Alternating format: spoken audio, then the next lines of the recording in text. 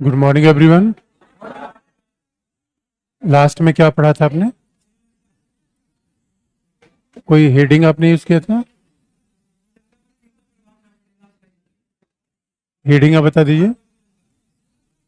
अच्छा। तो हाँ, अच्छा, पिछली क्लास में मैं आपको थोड़ा एग्जाम्पल आपको बता दें इतिहास कि भारत श्रीलंका संबंध खराब क्यों हुए और उसके लिए श्रीलंका की आंतरिक परिस्थितियां क्या उत्तरदायी थी। उसमें दो तीन बातें बड़ी महत्वपूर्ण है।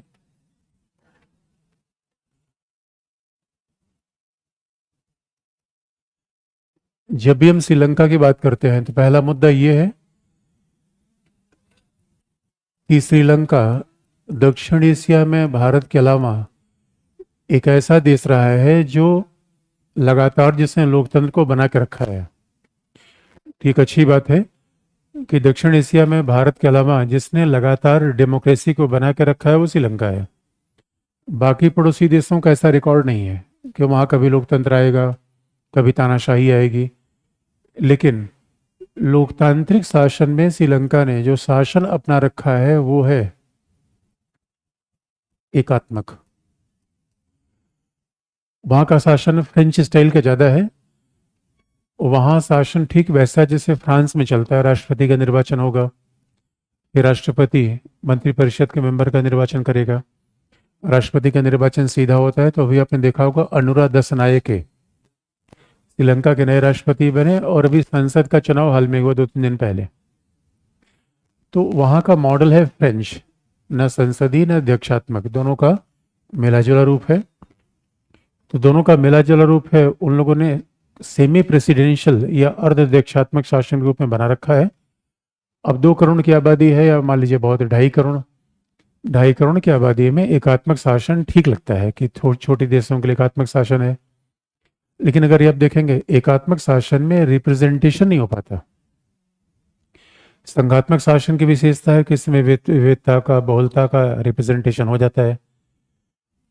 अब जो श्रीलंका की पॉलिटिक्स रही, देखिए श्रीलंका का शासन तो ऐसा है, शासन एकात्मक है, लोकतांत्रिक है, लेकिन राजनीति में स्वाभाविक रूप में वहाँ पे सिंघली राष्ट्रवाद की भावना रही है। सिंघली लोग 90% आबादी है सिंघलियों की। सिंघली बौद्ध धर्मावलंबी है, उनकी भाषा है सिंघली। तो 90% आबादी सिंघलियों की है।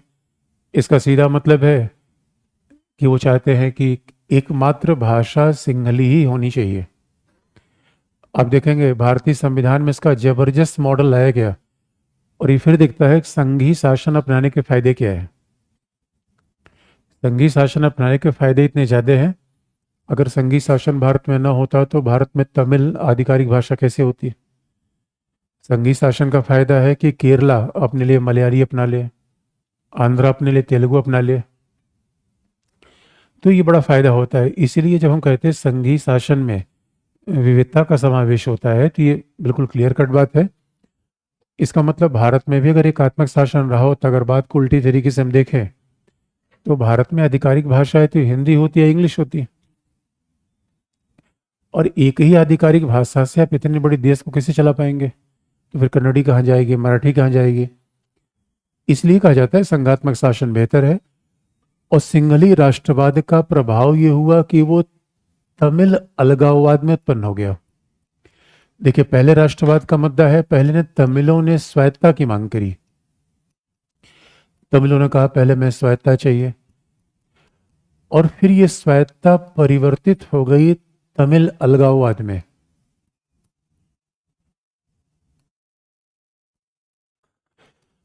अब देखिए यहां पे बिल्कुल सैद्धांतिक बातें हैं, और इसलिए कहा भी जाता है जब आपने पॉलिटी पढ़ रखी है अब उसके सिद्धांत को आईआर में, तो आईआर बार बार, इसका मतलब ये नहीं होता किसने कहाँ की यात्रा की। इंटरनेशनल रिलेशन का मतलब अगर 2 देशों के बीच का संबंध पढ़ रहे हैं तो बड़े सैद्धांतिक किस्म की बातें आती हैं। उसमें यात्रा का हाँ थोड़ा मोड़ा सरकारों के चेंज होने से थोड़े फर्क पड़ते हैं, बहुत ज़्यादा नहीं। तो श्रीलंका का आर्थिक संकट आया तो उस समय घटना थी, फर्क पड़ा उससे, लेकिन शासन, भूभाग, इकोनॉमी, तो उस समय इकोनॉमी खराब हुई, शासन वैसा था, कल्चर वैसा था।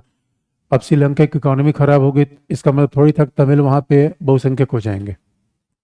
कुछ चीज़ें कांस्टेंट चलती हैं। श्रीलंका का राष्ट्र, वहाँ का शासन, जियो पॉलिटिक्स तो एक ही जैसा रहेगा। इस वजह से अब तमिलों ने स्वायत्ता की मांग की, और तमिलों ने स्वायत्ता की मांग क्यों की? सिंहली राष्ट्रवाद को बढ़ाया कैसे गया? एक एग्जाम्पल आप देखेंगे, जैसे हमने पिछली क्लास में बताया था कि जहाँ भी भारतीय मूल के लोग हैं विदेशों में, वो बड़े पावरफुल हैं। तो अंग्रेजों के जाने के बाद इन्होंने पहला काम क्या किया? एकमात्र सिंहली को आधिकारिक भाषा श्रीलंका की बना दिया। इसका मतलब सिंहली आधिकारिक भाषा होगी, तमिलों को फिर फायदे नहीं मिलेंगे। तो यहीं से विरोध होना शुरू हुआ। इसलिए कि शब्द का प्रयोग होता है लोकतंत्र, दूसरा होता है सर्वसमावेशी लोकतंत्र। आप खासतौर पर देखेंगे भारत में जो अल्पसंख्यक की पॉलिटिक्स होती है, मैं फिर बात, वो पॉलिटिक्स ज़्यादा है, हकीकत कम है। भारतीय संविधान निर्माता बड़े होशियार थे। हमारे संविधान में धार्मिक अधिकार है, सांस्कृतिक अधिकार है। तो जब हमारा संविधान ही धर्म अल्पसंख्यकों को विशेष अधिकार हमारा संविधान देता है, और जब संविधान दे रहा है तो उसको कोई सरकार नहीं छीन सकती। तो बाकी सब तो पॉलिटिक्स चलती रहती है कि ये इधर का उधर। अब श्रीलंका में क्या हुआ? बहुमत सरकार ने अल्पसंख्यकों की भाषा ही छीन ली। और आप याद रखिएगा, जब भाषा का मुद्दा, एक तो सांस्कृतिक पहचान का मुद्दा होता है, उससे बड़ा मुद्दा होता है रोजगार का।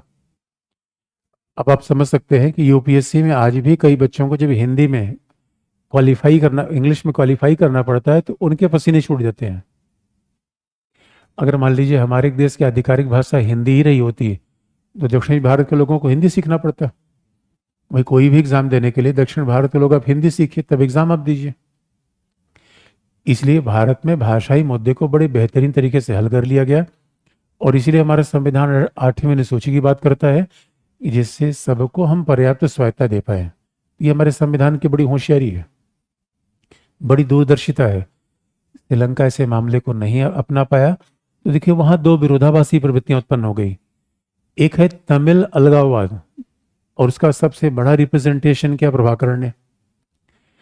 क्योंकि जब पहली बार श्रीलंका सरकार ने क्या किया, इन्होंने कह दिया कि तमिलों की भाषा आधिकारिक नहीं रहेगी, पहली। दूसरा, फिर नागरिकता कानून में चेंज कर दिया। हमारा नागरिकता कानून आप देखिए, हमारे यहाँ ये हुआ है कि जो भी भारत में आएगा उसे नागरिकता हम दे देंगे। जन्म के आधार पर नागरिकता को हमने स्ट्रिक्ट नहीं रखा। हमारे संविधान में नागरिकता का फंडामेंटल बेस डोमिसाइल है। बड़े ध्यान सुनने की बात है ये। यही तो ट्रंप कह रहे हैं।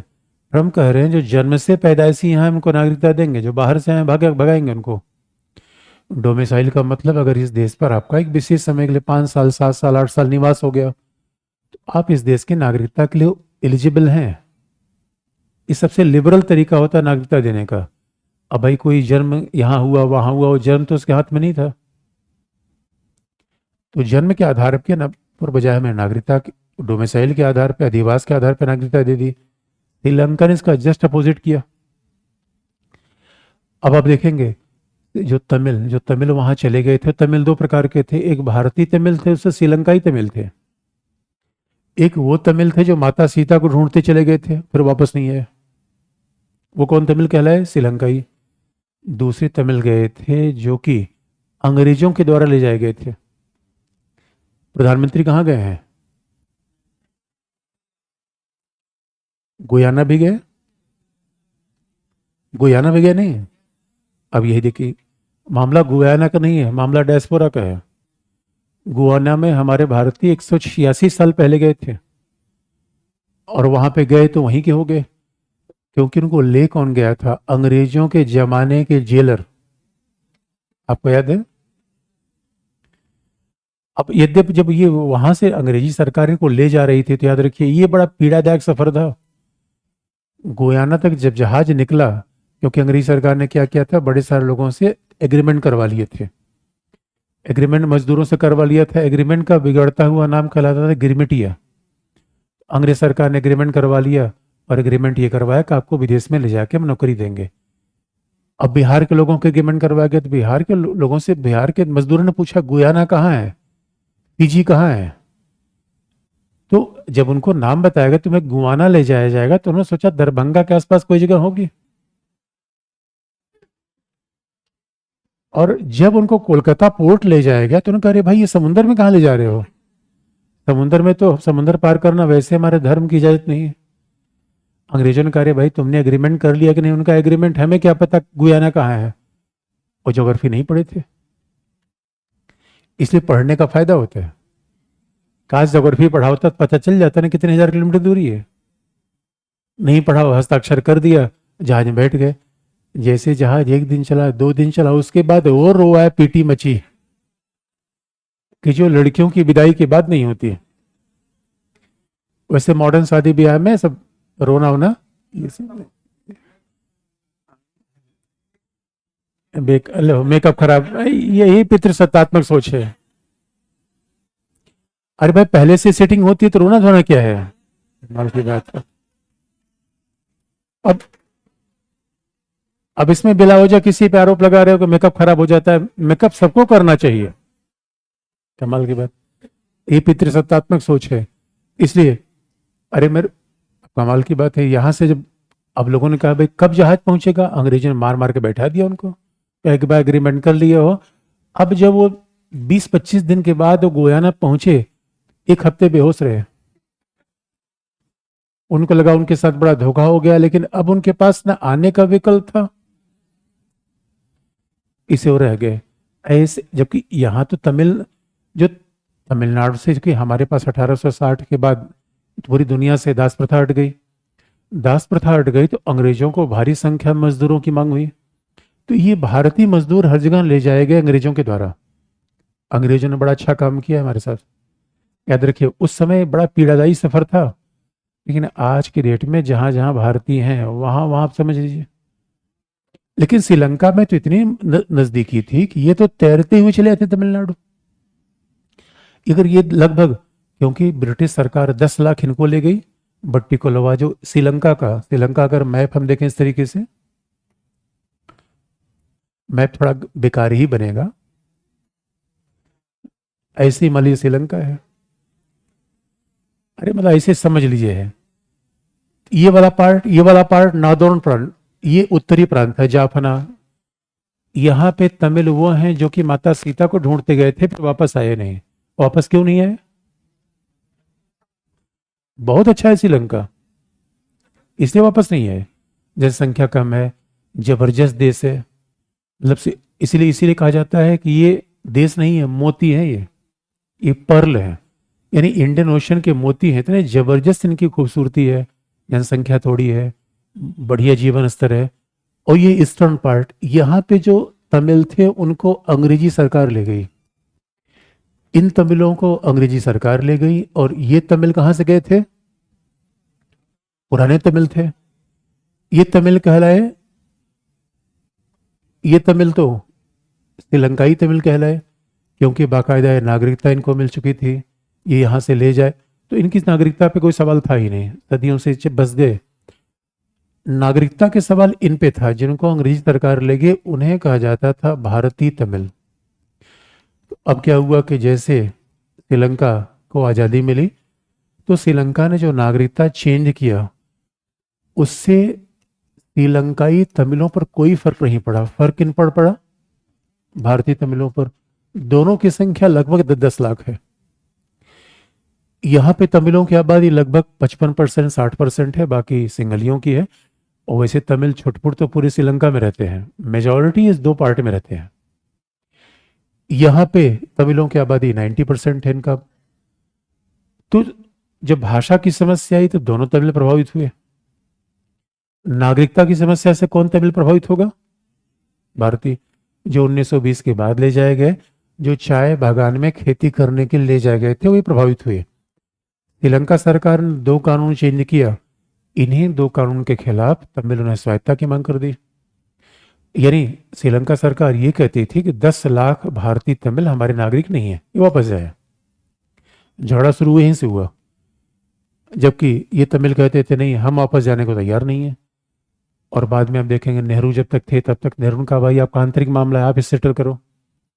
लेकिन बाद में जियो पॉलिटिक्स चेंज हो गई। 1962 में इंडिया चाइना वॉर हुआ।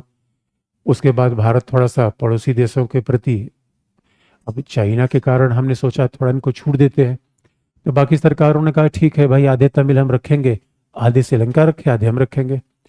तमिलों ने कहा अरे भाई हम तमिलनाडु जाएंगे तब तो आप रखेंगे, हम जाएंगे ही नहीं। और जब ये हुआ कि तमिल नहीं जाएंगे, अब तमिलनाडु के लोग, तमिलों का उनको सपोर्ट मिलने लगा। तमिलनाडु के तमिलों ने भारतीय सरकार पर कहा कि बेकार की बात करते हो, एक छोटा सा देश है और हमें कह रहा है तमिल भागो तमिल भागो, उल्टा हम जाके पूरे श्रीलंका पर कब्जा कर लेंगे। ये नाव, जब देखो नाव लेके दंदना के निकल जाते हैं, हमें रुकना पड़ता है।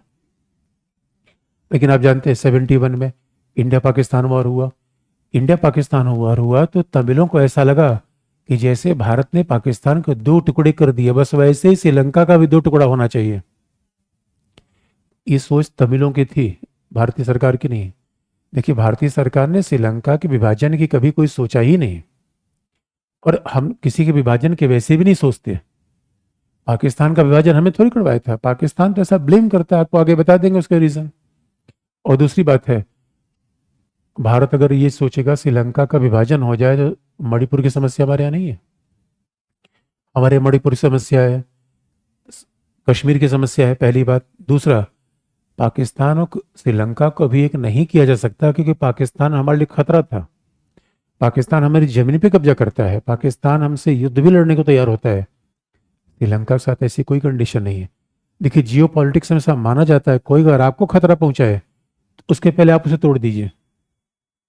देखिए जियो पॉलिटिक्स और मिलिट्री का एक सीधा सिद्धांत है, आप पे कोई पहले हमला करे आप उस पर हमला कर देंगे, आप मौका मत दीजिए। तो श्रीलंका पाकिस्तान की कंडीशन बिल्कुल एक नहीं की जा सकती। लेकिन ये तमिलों कहाँ पता, तमिल तो अपने ही पॉलिटिक्स में चलते हैं, इसलिए मामला तक गड़बड़ा गया। अभी तो इनसे पूछा गया तमिलों से क्या लोगे, उन्होंने कहा स्वायत्ता। तो इनसे पूछा गया स्वायत्ता का मतलब क्या है, तो उन्होंने कहा भाई देखो हमारी भाषा का सम्मान हो जाए, हमें सरकारी नौकरियों में जो पहले स्थान मिला था वो मिलता रहे, हमारी कल्चर का सम्मान हो, और हम श्रीलंका की व्यवस्था में रहेंगे। सारी बात यहाँ पे इनकी स्वायत्ता का मतलब है व्यवस्था में रह के अपने सम्मान की बात करना, स्वायत्ता। लेकिन मामला तब बिगड़ गया जब एलटीटी आ गया। 79 में श्रीलंका में liberation tigers of Tamil Eelam LTT बना। एलटीटी ने पूरी समस्या को चेंज कर दिया। एलटीटी ने कहा स्वायत्ता थोड़े, हमें तो ईलम चाहिए। तमिल भाषा में ईलम का मतलब राज्य होता है। एलटीटी ने कहा कि हमें क्या चाहिए, ईलम। ईलम का मतलब है अलग, अलग राज्य चाहिए हमें, हमें अलग राज्य चाहिए, पृथक राष्ट्र चाहिए। अब तमिलों ने मांग कर दी। और प्रभाकरण ने श्रीलंका की समस्या को ऐसा कोलाहल पैदा कर दिया।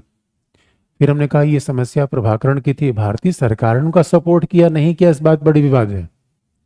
लोग कहते हैं कि नहीं प्रभाकरण का समर्थन भारतीय सरकार ने किया, उनको हथियार दिया, पैसा दिया। तमिलों ने तो बिल्कुल दिया, लेकिन तमिलों का देना भारतीय सरकार के देना थोड़ा फर्क तो है।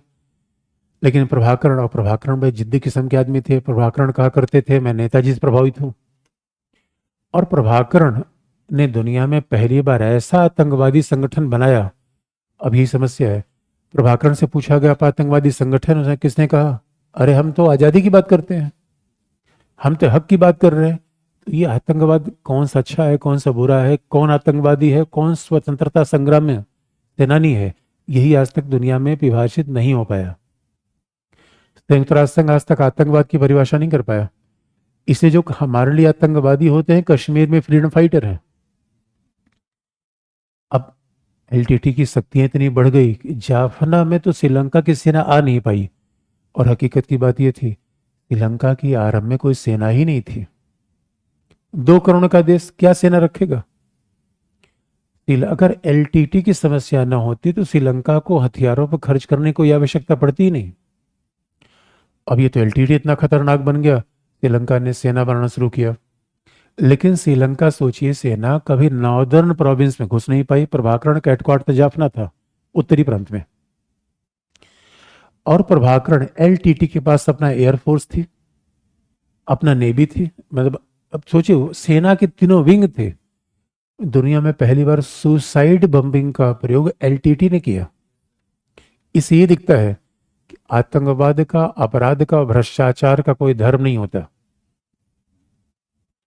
भाई एलटीटी वाले जो लड़ रहे थे वो तो इस आजकल तो आतंकवाद को लोग धर्म के आधार पर बांट लेते हैं कि इस धर्म का आतंकवाद का कोई धर्म ऐसा नहीं होता। तो एलटीटी ने लड़ना शुरू किया, श्रीलंकाई सरकार के पसीने छूट गए।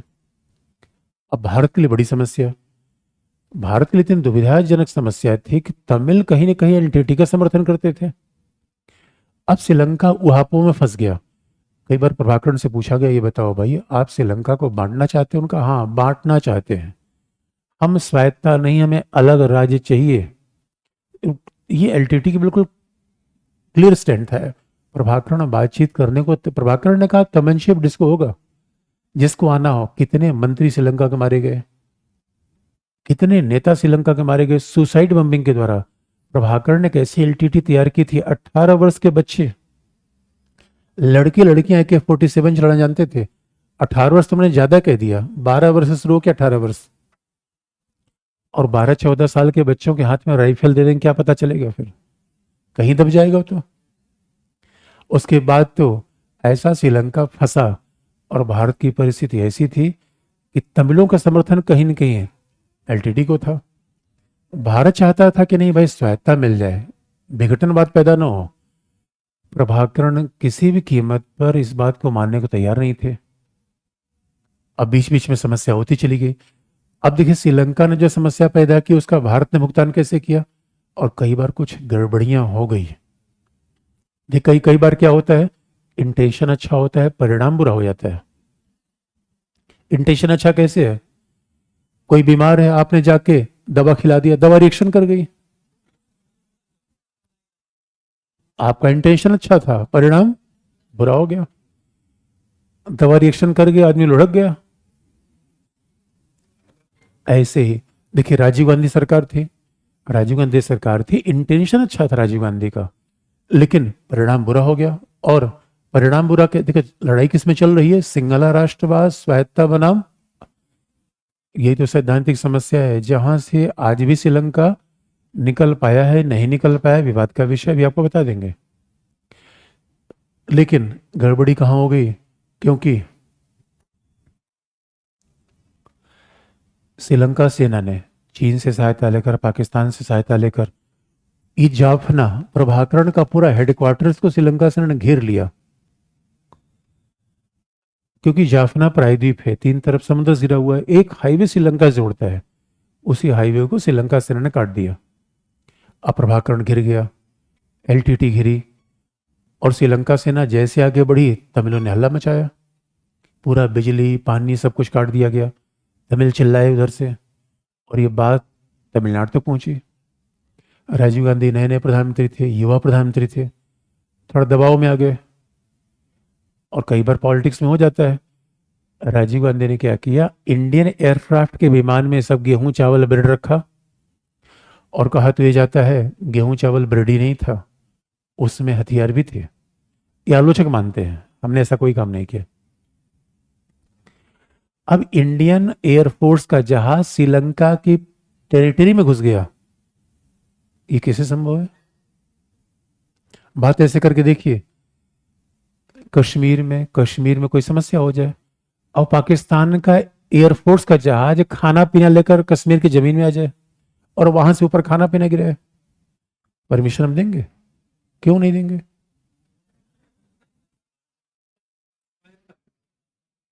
सिद्धांत याद रखिए, बात जहाज की नहीं, इस स्टोरी की, हर स्टोरी में सिद्धांत छुपा होता है। स्टोरी ये एयरक्राफ्ट का जहाज था, ये श्रीलंका की संप्रभुता का उल्लंघन था, मुद्दा ये है। अब ये श्रीलंका की संप्रभुता का उल्लंघन था, उसके आंतरिक मामले में हस्तक्षेप था, आंतरिक मामले में हस्तक्षेप था या दादागिरी थी? ये दादागिरी थी, एक बिग ब्रदर का अप्रोच था। बात समझ कितनी बड़ी है ये?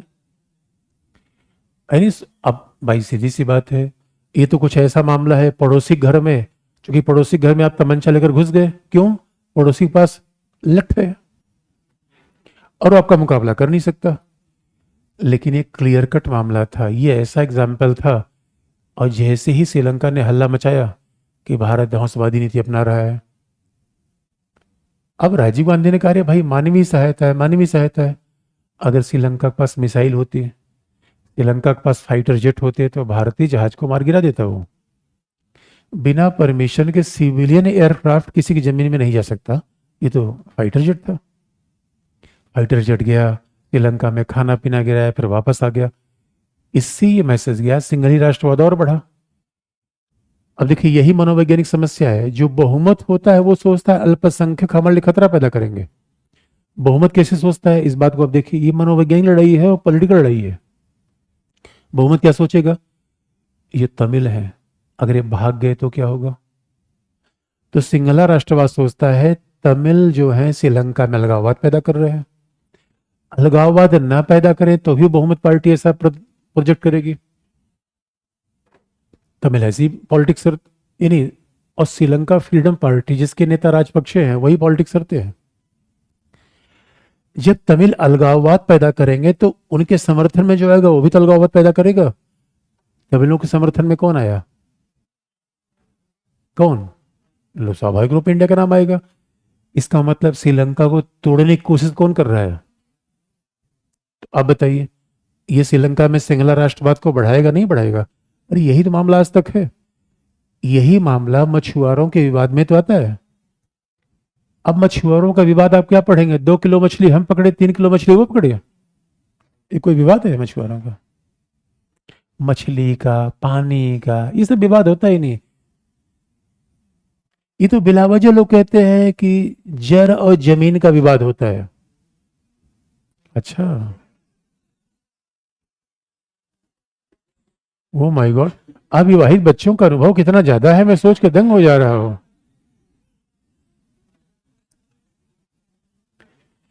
मेरे बच्चों, इसलिए जो मामला पहले था, अरे मछुआरों के मुद्दे में यही सब बातें तो आती हैं। सिद्धांत तो आपको एक रखना पड़ता है ना। और राजीव गांधी ने जैसे उधर जहाज भेजा और श्रीलंका ने कहा ध्वंसबाजी है, और सच में गलती हुई थी। ये गलतियां हैं जो फॉरेन पॉलिसी में अवॉइड करनी चाहिए थी, किसी और तरीके से हम देखते। और उसके बाद तो जैसे श्रीलंका ने हल्ला मचाया, पाकिस्तान ने तुरंत हाँ में हाँ मिलाया। पाकिस्तान का दोस्त हम जानते हैं,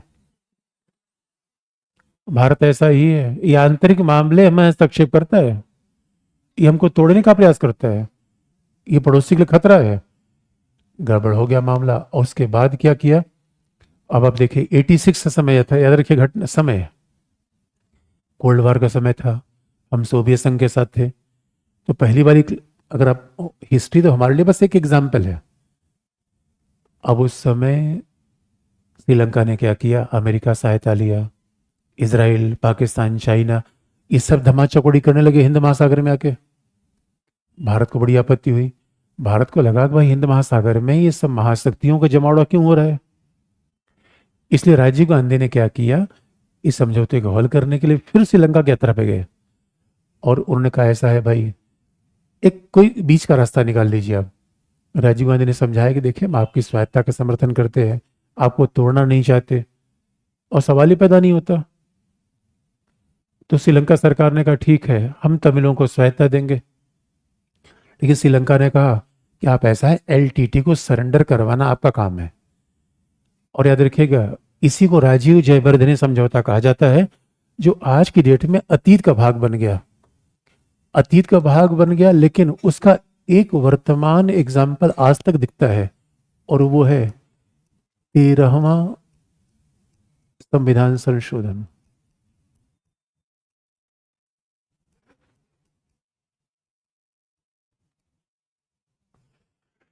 तेरहवें संविधान संशोधन में क्या हुआ, श्रीलंका में 9 प्रांत का निर्माण हुआ। याद रखने की बात है, ये राजीव जयवर्धने समझौता इतिहास का भाग बन गया। लेकिन उस इतिहास से निकला एक ऐसा तथ्य है जो बार बार वर्तमान में भी चलता रहता है। उसका नाम क्या है, 13वां संविधान संशोधन। याद रखिएगा, ये श्रीलंका के संविधान में था, भारत के संविधान में नहीं। और श्रीलंका के संविधान में क्या था, 9 प्रांत बनेंगे। बात को ध्यान सुनने की है। शासन एकात्मक रहेगा। आप कहेंगे 9 प्रांत बनाना था, शासन संघात्मक बना दो। संघात्मक क्यों नहीं, नहीं, शासन तो एकात्मक ही रहेगा, लेकिन केंद्रीय सरकार स्थानीय सरकारों को कुछ कुछ शक्ति दे देगी, और जब चाहेगा वापस ले लेगी। और आपको याद दिला दें, इसमें सिंचाई, स्वास्थ्य, कृषि, ऐसे सब लोकल विषय दिए जाएंगे। तो अब ये हुआ कि तमिलों की स्वायत्ता 9 प्रांतों के बनने से क्या होगा, उनकी भाषा की रक्षा हो जाएगी, वो अपने हिसाब से अपनी नौकरी कर सकते हैं, सामाजिक आर्थिक व्यवसाय में शामिल हो सकते हैं। अब 9 प्रांत बन जाएंगे, श्रीलंका की एकता अखंडता बनी रहेगी, ऐसा लगा मामला हल हो जाएगा। यानी एक है अलगाववाद, दूसरा है कठोर राष्ट्रवाद। अलगाववाद और कठोर राष्ट्रवाद के बीच तीसरा रास्ता क्या है? स्वायत्ता। एक है राष्ट्रवाद, सिंगला राष्ट्रवाद, दूसरा है अलगाववाद, दोनों अतिवादी तरीके हैं। तीसरा क्या है? स्वायत्ता। अब ये हुआ कि मामला हल हो गया, तमिलों की रक्षा हो जाएगी, अब प्रॉब्लम आएगी नहीं।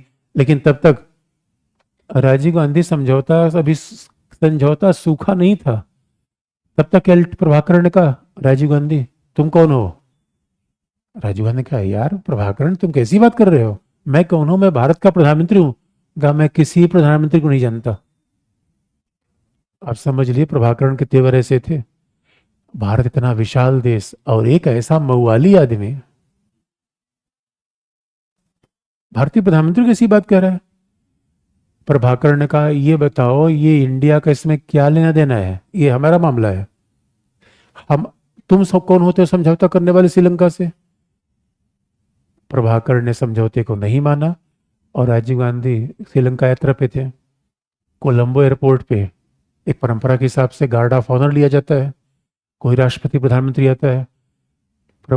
एलटीटी के एक समर्थक, एक सेना के सिपाही ने राजीव गांधी पर पलट के वोट मारा था, क्योंकि गार्ड ऑफ ऑनर देते समय गोली नहीं होती बंदूक में, उसने ऐसा बट से मारा था कि राजीव गांधी वहीं पे चटनी हो जाते। लेकिन राजीव गांधी युवा थे, इसलिए प्रधानमंत्री बूढ़ा नहीं होना चाहिए। उधर से उसने राइफल तानी थी और धूप से राजीव गांधी को दिख गया पीछे से, करी ये तो कुछ हमला हो रहा है, दौड़ के भागे। निशाना सर पे था, कंधे पर राइफल की बट लगी। लेकिन राजीव गांधी को एलटीटी ने छोड़ा नहीं, एलटीटी ने राजीव गांधी को मार दिया। अब बताइए, हमारा कि युवा प्रधानमंत्री खामखा मारा गया बच्चों, और एलटीटी कितनी हिम्मत, जरा सोचिए। इसलिए पड़ोस की समस्या पड़ोस तक रही है, हम तक पहुंच गई। और दूसरी बात है, अभी कहानी खत्म नहीं हुई। राजीव गांधी की हत्या तो उसका बाद का परिणाम था, अब युवा समझौते का परिणाम था राजीव जयवर्धने। अब भारतीय शांति सेना वहां जाएगी, दूसरी गलती याद रखिएगा। कभी भी लड़ना उड़ना हो तो बहुत होशियारी से रणनीति बना के, अब ये नहीं कि चाल लठ लेके पहुंच गए पिट पट को चले आए। आईआर पढ़ के हमेशा समझ लीजिएगा, किसी से भी लड़ना है पहले ये कैलकुलेट कर लीजिए दुश्मन कौन है। अब अगर बहुत उत्साही है, चले गए चंबल घाटी में लड़ने डकैतों से, तो आपको टोपोग्राफी पता है, ये गलती अमेरिका ने वियतनाम में कर दी थी। ये जियो पॉलिटिक्स से कब लड़ना चाहिए सिद्धांत याद रख लीजिए। इस याद रखो, आपको पता है पहाड़ों में चोरी नहीं होती है, इसका कारण एक जियो पॉलिटिकल है, क्योंकि चोर भाग नहीं सकता, पहाड़ ऊपर नीचे होते हैं ना। प्लेन चोरी, एक बड़े इंटरेस्टिंग फैक्ट मुझे पता चला जब मैं पहाड़ों में गया, किसी ने कहा है चोरी नहीं होती, तुमने कहा लोग इतने अच्छे हैं, कहा नहीं लोग अच्छे भी, पहाड़ों पे लोग बड़े अच्छे हैं, लेकिन अगर कोई प्लेन से भी जाकर चोरी करना चाहे, इस मामले में प्लेन के लोग बदनाम है, वो भी नहीं कर सकता कि वो पहाड़ भाग नहीं पाएगा। इसका मतलब है कि पहले ज्योग्राफी का पता कर लो कहां लड़ने जा रहे हो ना। आपको पता है नदी में कौन डूबता है? जो जोश में गया कूद गया, तैरना आता नहीं, गहराई पता नहीं है, प्रवाह का दिशा नहीं पता है, कोई पानी पी लेगा अंदर। ये अति उत्साह से किए गए काम है जो बचना चाहिए। अमेरिका ने वियतनाम में किया था, और आपको पता है अमेरिका इतना महाबली, वियतनाम पौआ भर का देश, वियतनामियों ने अमेरिका को धूल चटा दी। क्यों? अमेरिकन को पता ही नहीं था कि वियतनामियों के पहाड़ कहाँ है, गुफा कहाँ है, सुरंग कहाँ है। उस जमाने में क्या होता था, जो एयरक्राफ्ट होते थे बड़े पुराने, बहुत आवाज करते थे।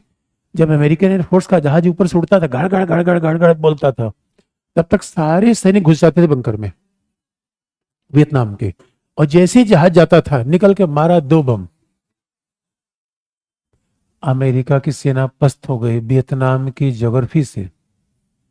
इसलिए मेरे बच्चों, कभी भी उत्साह वाली लड़ाई नहीं करनी चाहिए, जोश में होश खोने की आवश्यकता नहीं है। दूसरी गलती की थी रसिया ने अफगानिस्तान में, बड़े बेआबरू होकर तेरे कूचे से हम निकले। मतलब कौन निकला? अमेरिका निकला, उधर रसिया निकला, और तीसरा इंडिया निकला था श्रीलंका से। एक कहानी बड़ी दुख भरी है बच्चों, अपने देश की है। और हुआ क्या, जनरल के सुंदर जी ने बाद में किताब लिखा। उन्होंने कहा, करे कम से कम हमारी सेना से पूछ तो लिया, हमसे तो सलाह ले लिया गया होता कि हम सेना भेजना चाहते हैं। राजीव गांधी ने नहीं लिया। इसलिए मैंने आपको बताया सीडीएस का बड़ा महत्व है। आप आर्मी का ऑपरेशन कर रहे हैं और डिसीजन टॉप पे ले रहे हैं आप। और राजीव गांधी को लगा इतना बड़ा देश श्रीलंका, गए और आए, गए। हिटलर को गलतफहमी थी वो जाएगा और रसिया को लूट के चलाएगा। वो रसिया था, फिनलैंड, हॉलैंड, लग्जमबर्ग नहीं था। जब हिटलर फिनलैंड, हॉलैंड, लग्जमबर्ग में गया था तो लोगों ने डर के मारे हाथ उठा दिए, क्योंकि देश कितने थे, 4 किलोमीटर लंबाई का देश था रसिया। साइबेरिया के मैदान में जो घुसा, वापस आने की गारंटी नहीं है। इस समय तो 8-8 फीट बर्फ पड़ी रहती है। अब तो भारतीय सेना गई। जनरल के सुंदर जी ने बाद में किताब में लिखा, अगर हमसे एक बार पूछा तो गया होता, पूछा ही नहीं गया। राजीव गांधी को लगा कह रही इतनी बड़ी सेना है, क्योंकि वहां वॉर, गुरिल्ला वॉरफेयर था, आमने सामने लड़ाई थी ही नहीं। और भारतीय शांति सेना लगा दिया। इसलिए अब देखो बच्चों, हम नक्सल के खिलाफ, माओइज्म के खिलाफ वॉर में सेना को नहीं लगाते। अरे जब हमें सेना को ही लगा दिया तो उसके बाद ऑप्शन क्या है? और सेना हार गई तो मनोबल टूटता है।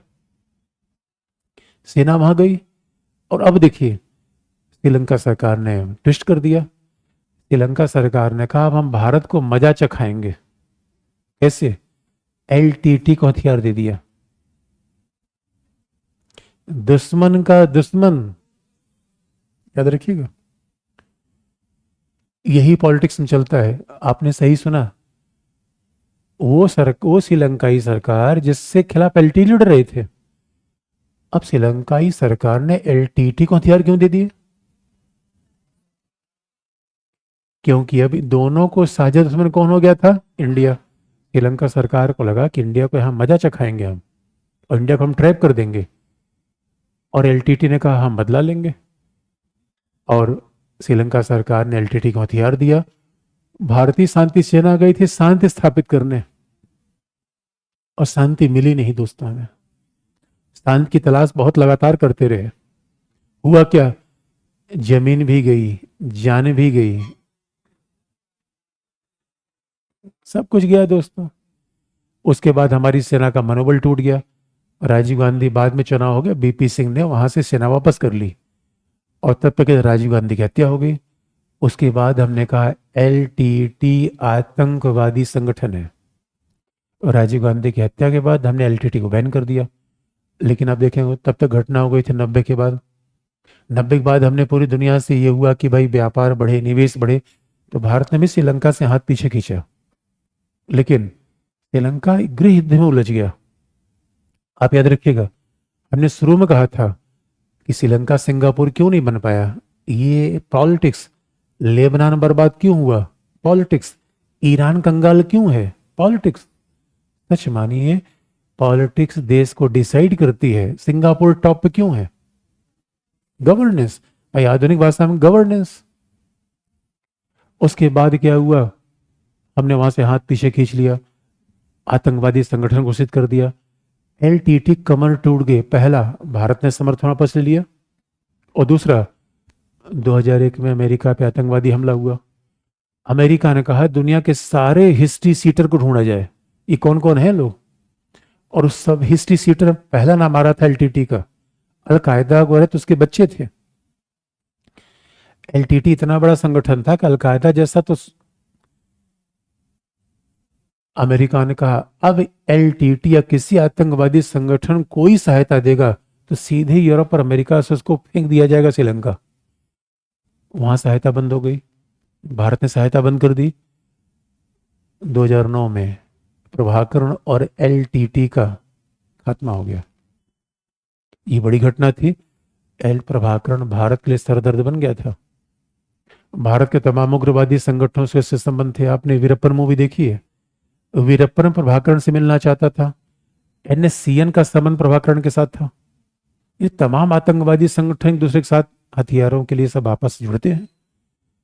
और भारत ने भी सहायता की। श्रीलंका सरकार ने एलटीटी प्रभाकरण का खात्मा कर दिया। लेकिन उस खात्मे के दौरान बड़े सारे सिविलियन भी मारे गए। भाई जब भी देखिए, याद रखिए, जब भी किसी, जैसे कश्मीर में क्या है, जब भी सेना ऑपरेशन करेगी तो आतंकवादी हमेशा सिविलियन की आड़ लेते हैं। भाई जब सिविलियन मरेगा तो हल्ला मचेगा। यही आतंकवादियों और सेना में फर्क होता है। सेना निर्दोष लोगों को नहीं मार सकती, लेकिन जानबूझ के सिविलियन की शरण ले लेते हैं। तो श्रीलंका में ऐसा हुआ। 40,000 से ज्यादा तमिलियन मारे गए। लेकिन एलटीटी खत्म हुआ, प्रभाकरण खत्म हुआ। प्रभाकरण के बच्चे को पकड़ के श्रीलंकाई सेना ने, 12 साल का बच्चा था, पहले श्रीलंकाई सेना ने एक उसको AK-47 से बंद दिया। कहा जानते हो चलना?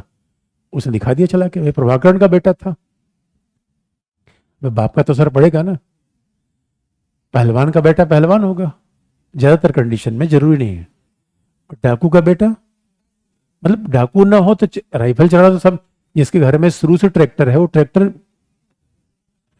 चलाना जान ही जाएगा ना। तो बहुत सिंपल सी बात है। 12 साल के बेटे ने AK-47 चला के दिखा दिया। सेना ने बंकर में पकड़ के यहां पे सटा गोली मारी। आप कहेंगे सर आपको कैसे पता चला? ये सब वो सब बाद में सब न्यूज वायरल हुई, बड़े हंगामे हुए। अब सवाल है, श्रीलंका की सेना की दुश्मनी प्रभाकरण से था, उसके बेटे से था। परिवार के लोगों की हत्या कर देना ये युद्ध अपराध माना जाता है। युद्ध में नागरिकों की हत्या कर देना वार क्राइम है। तो श्रीलंका के ऊपर वो मामला आज भी चलता रहता है, मानवाधिकार का, वार क्राइम का। लेकिन अब 2009 के बाद जब एलटीटी खत्म हो गया, इसका मतलब भारत श्रीलंका के बीच अब संबंध की उम्मीद क्या है? लफड़ा किससे था? जब एलटीटी खत्म हो गया, अब वर्तमान कहानी है, क्या हम उम्मीद करें? एलटीटी की बात को पीछे छोड़े। और आप याद रखिएगा, हमारी बहुत फिक्स पॉलिसी है। कुछ लिखने की बात, पॉलिसी क्या है? क्या लिखा आपने?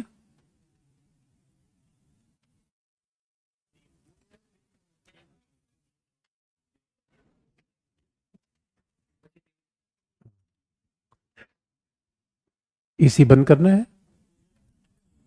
बंद करवाना है, स्टार्ट करवाना है? इधर देख लीजिए, एसी में क्या करना है इनको। एसी बंद करवाना है, बढ़वाना है, बंद करवाना है? क्या लिख लीजिए, क्या हेडिंग लिख लीजिए।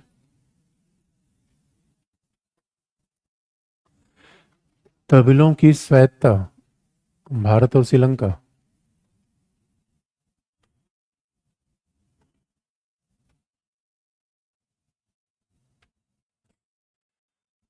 तमिलों की स्वायत्तता, भारत और श्रीलंका।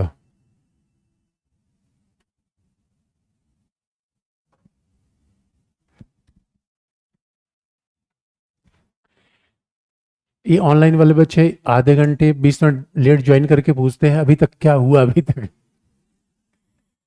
आप जानते हो ये कहानी ठीक वैसी जैसे छोटे शहरों में क्या होता था। लोग फिल्म देखने अमूमन देर ही जाते थे। 15 मिनट बाद पहुंचे, 20 मिनट बाद पहुंचे, वो बगल वाले खोदते थे ये क्या हुआ अभी तक।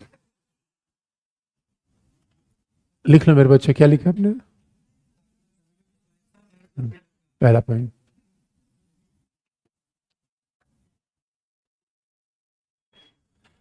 श्रीलंका।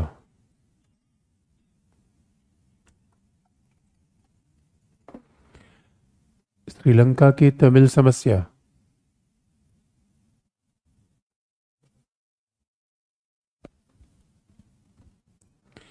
श्रीलंका की तमिल समस्या भारत श्रीलंका संबंधों को प्रभावित करती है।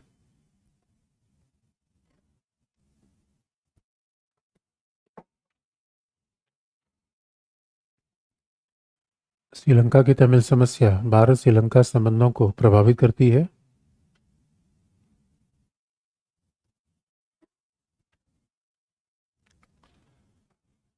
वर्ष 2009 में 2009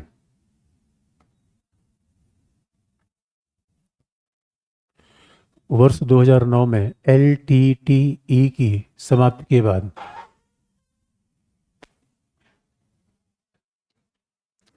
एलटीटीई की समाप्ति के बाद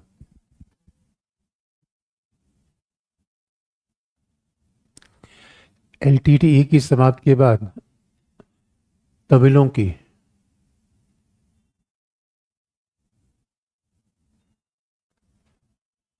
तमिलों की निम्नलिखित मांग आज भी बनी हुई है।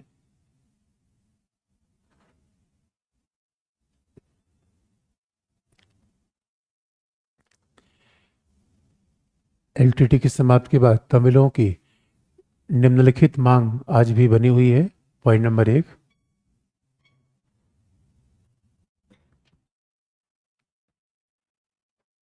प्रांतीय सरकारों को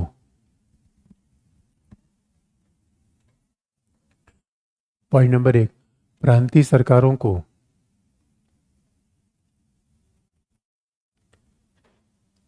भूमि और पुलिस प्रांतीय सरकारों को भूमि और पुलिस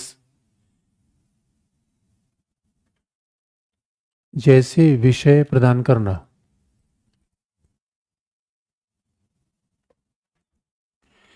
प्रांतीय सरकारों को भूमि और पुलिस जैसे विषय प्रदान करना।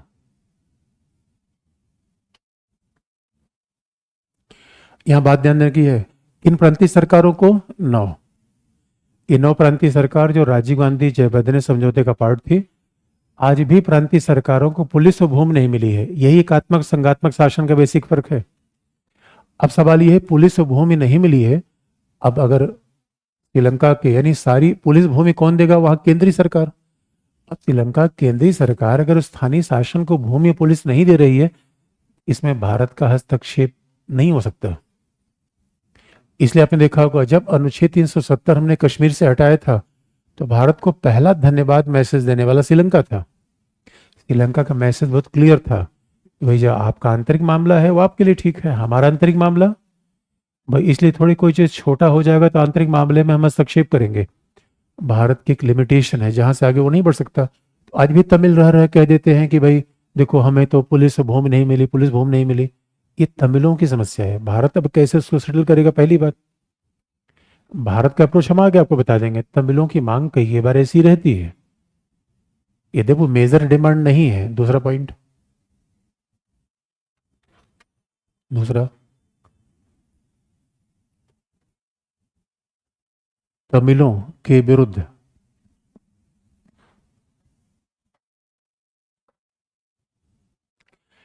तमिलों के विरुद्ध किए गए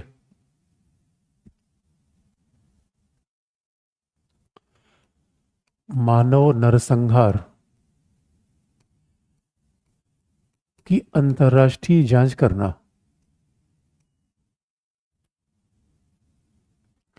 मानव नरसंहार या ब्रैकेट में युद्ध अपराध, वार क्राइम,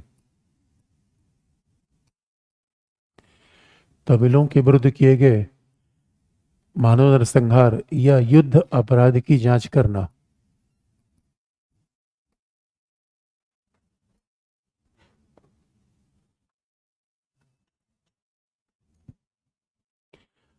युद्ध अपराध की जांच करना। अगले पैराग्राफ से,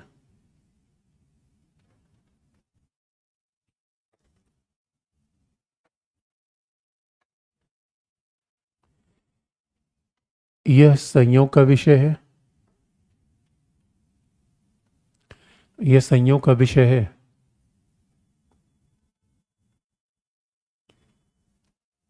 कि श्रीलंका सरकार, यह संयोग का विषय श्रीलंका सरकार का तर्क है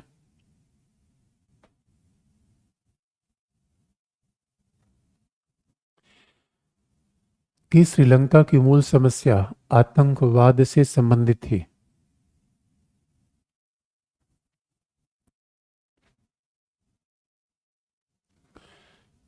श्रीलंका की मूल समस्या आतंकवाद से संबंधित थी।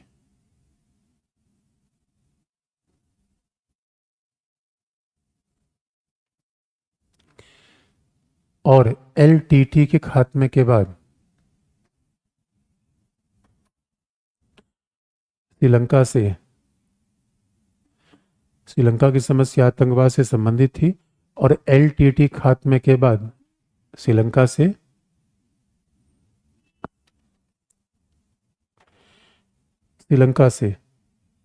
समूची समस्या ही समाप्त हो गई।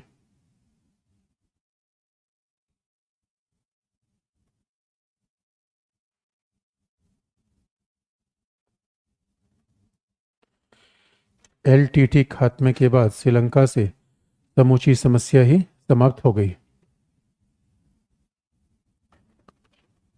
और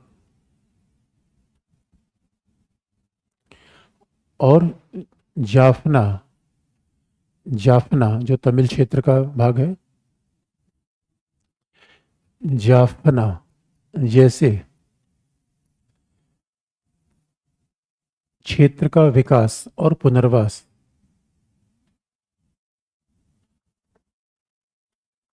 जाफना जैसे क्षेत्र का विकास और पुनर्वास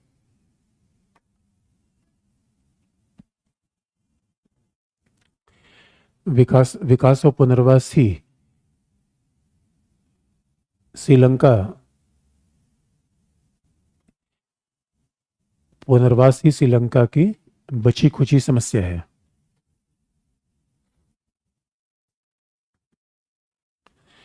श्रीलंका की बची खुची समस्या है। अगला पॉइंट,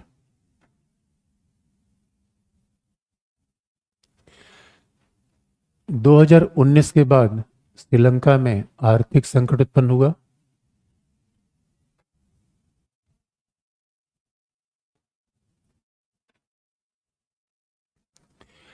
दो हजार उन्नीस के बाद श्रीलंका में आर्थिक संकट उत्पन्न हुआ।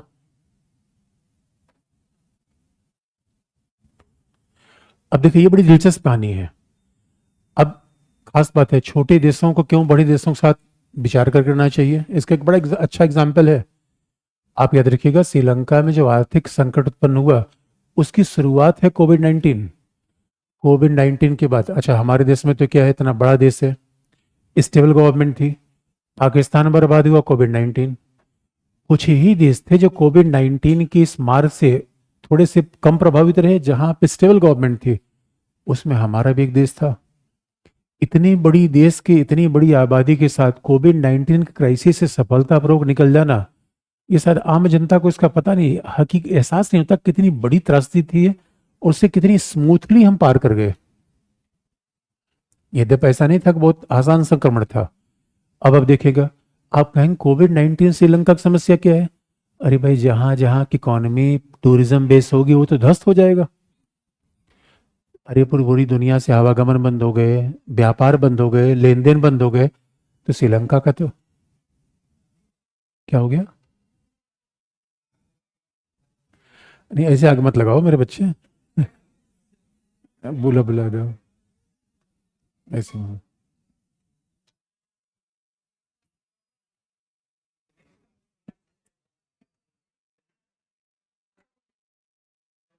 ये देख लीजिए।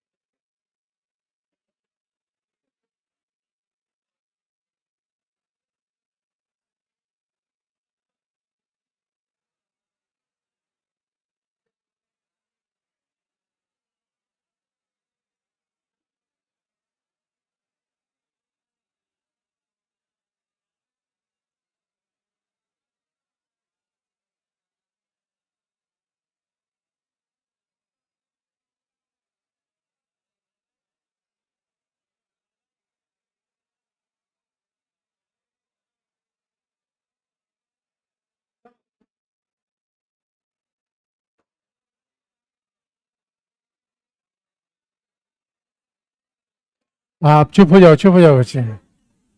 क्यों?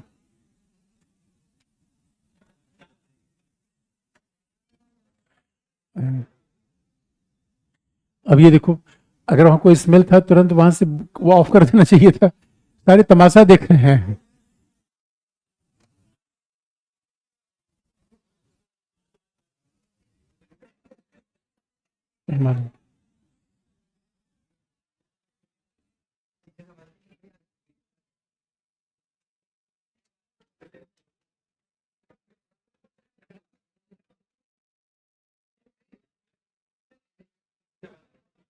क्या हुआ?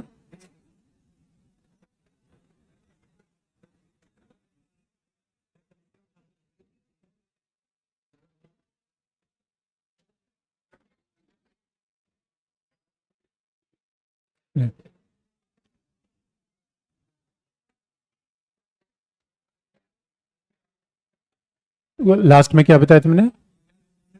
हाँ, आपको है। देखिए, कोविड-19 में श्रीलंका में इकोनॉमिक क्राइसिस आई। नेपाल आप देखेंगे जितनी भी टूरिस्ट इकोनॉमी थी, यानी जो सिंगल कम्युनिटी इकोनॉमी थी, वो बड़ा बड़ा जबरदस्त तरीके से प्रभावित हुई।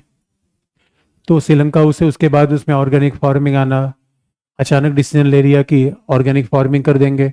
उसके बाद फिर श्रीलंका सरकार ने चाइना पर ओवर डिपेंडेंसी अपना ली।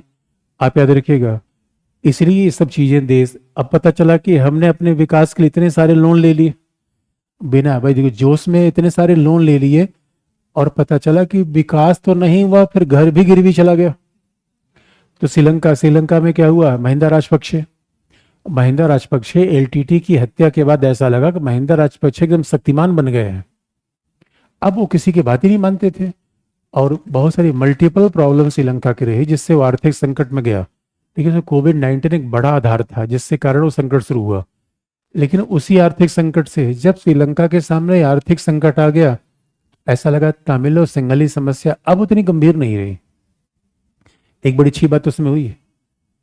और उसी समय जब आर्थिक संकट आया तो भारत ऐसे संकट पहुंच गया श्रीलंका, और ऐसे संकट पहुंच के श्रीलंका पेट्रोल पंप पे जाके पूछ रहे थे भाई बताओ तेल ओल है। और वहां सोशल मीडिया में खूब वायरल हो रहा था कि बताए श्रीलंका की सरकार गायब है और भारतीय सरकार यहाँ पहुंच रही है। हमारे बारे में यही तो डिप्लोमेसी है मेरे बच्चों।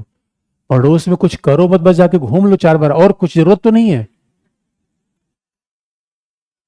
ये बहुत जरूरी होता है। अब यह है कि भाई देना होना कुछ नहीं, बस 2-4 बार पूछ लेना है, लेकिन हमने दिया भी, कल पूछा ही नहीं। और आपको हम याद दिला दें, और देखिए अब ये विकासशील देशों में बड़ी जो विडंबना है, अब उसमें क्या हुआ, आम जनता जो सड़कों पर आ गई, पहली बार ऐसा हुआ। देखिए, छोटे मोटे देशों में विद्रोह बड़ी आसानी से होता है। आपको पता है जिन देशों की जनसंख्या 1 लाख 2 लाख में है, मालदीव में तो विद्रोह ऐसे होता है कि दो चार जैसे आप जैसे छात्र जाए, राष्ट्रपति को 2 चाटा हमारे विद्रोह हो गया। अरे वहां कोई सुरक्षा ही नहीं है। ये सच घटना मैं बता रहा हूँ। एक बार मालदीव का पर्यावरण मंत्री स्कूटी से जा रहा था, 2-4 बच्चों ने पकड़ के 2-4 चाकू मारा, गिर गया वो। अरे भारतीय प्रधानमंत्री थोड़े है। बड़े बड़े देशों में तो पीएम की सिक्योरिटी इतनी जबरदस्त होती है, यहाँ पे न उतनी शक्तिशाली सेना है, न सिक्योरिटी फोर्स है, न कोई अरे छोटे मोटे देशों में समस्या अलग होती है। जहां प्रधानमंत्री गए थे गुयाना में, वहां पे T20 वर्ल्ड कप हो रहा था, पाकिस्तान के कोच बॉब बुलमर की हत्या हो गई, और आज तक वो रहस्य का विषय है। अब आप याद रखिए, आज तक वो रहस्य का विषय पता नहीं चल पाया कि उसमें सब शटोरियों के हाथ थे। ये किसी ने बताया नहीं था, मैं आपको बता रहा हूँ। अब मामला भाई बॉब बुलमर की हत्या होने क्या मतलब था वहां पे। जब गुयाना की पुलिस से पूछे कि भाई आप बताओ, इन्वेस्टिगेट करो, उनका हम भी पेड़ पे चढ़ के मैच देख रहे थे, हम क्या इन्वेस्टिगेट करेंगे। इसलिए ऐसे देश में अफगानिस्तान अगर आप टूर के रूप में जा रहे हैं, अफगानिस्तान, पाकिस्तान, नेपाल, म्यांमार, अपनी जान को अपनी सुरक्षा के साथ जाइए। कहाँ क्या हो जाए कोई भरोसा नहीं है। तो छोटे मोटे देशों के साथ इस समस्या होती रहती है। पूरी भीड़ पहुंच गई राष्ट्रपति भवन में, राष्ट्रपति भवन के पलंग पे कूद रही है, स्विमिंग पूल में नहा रही है। जो अभी आपने देखा बांग्लादेश में तो खाना ही लेकर पहले सारे लड़के गए वहां पे खाना खाना शुरू किया राष्ट्रपति भवन का, बताओ। तो आप समझ सकते हैं इन देशों में समस्या, छोटे देश की समस्याएं अलग अलग किस्म की होती हैं। तो श्रीलंका में समस्या है, लेकिन वो समस्या हमारे लिए अलग अलग तरीके से रिस्पॉन्स हमने किया। और उस समस्या के बाद ऐसा लगा कि भारत डिवीजन खत्म करना चाहता है। हमारा अप्रोच एक ही है, मधेसी और नेपाली आपस में लड़ रही है, हमारे लिए ठीक नहीं है। तमिल और सिंगली आपस में लड़ रही है, हमारे लिए ठीक नहीं है। क्योंकि स्टेबिलिटी पड़ोस में होना बड़ा जरूरी है, वो चाहे वो बांग्लादेश में हो, चाहे नेपाल में हो, चाहे श्रीलंका में हो। तो हमारे लिए अवसर के कैसे आया, आगे लिख लीजिए। क्या लिखा आपने? आर्थिक संकट उत्पन्न हुआ और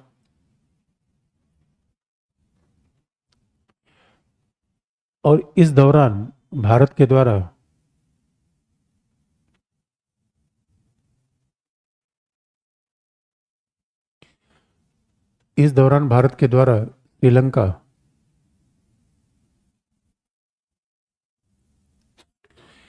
श्रीलंका के लिए लगभग $3 बिलियन की आर्थिक सहायता दी गई।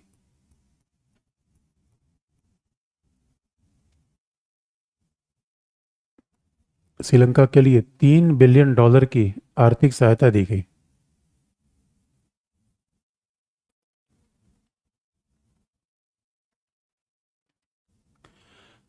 अतः भारत ने सॉफ्ट पावर का प्रयोग करते हुए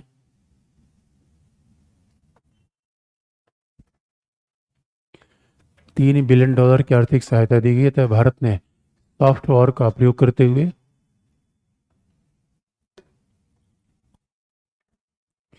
श्रीलंका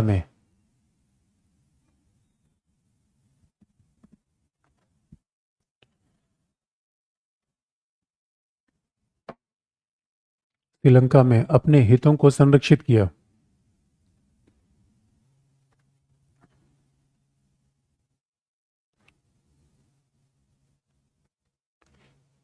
इस आर्थिक संकट से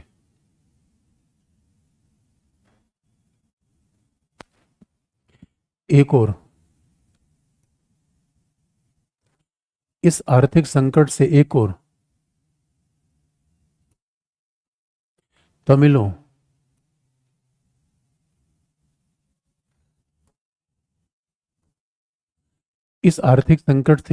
तमिलों एवं सिंहलियों के बीच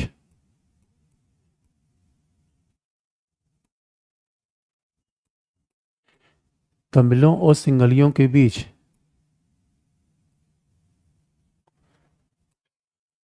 चल रही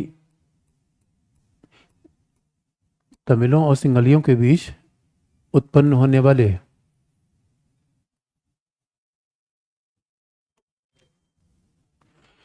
तमिलियों और सिंहलियों के बीच उत्पन्न होने वाले दरार भी कम हुए।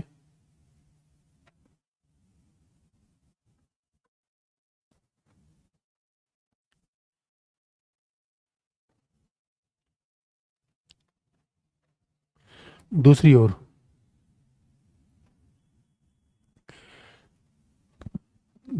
ओर श्रीलंका को यह भी आभास हुआ कि आर्थिक रूप में चीन पर अति निर्भरता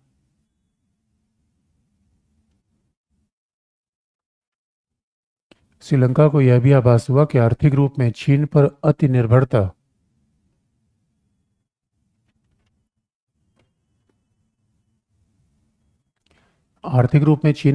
निर्भरता श्रीलंका के लिए हानिकारक है।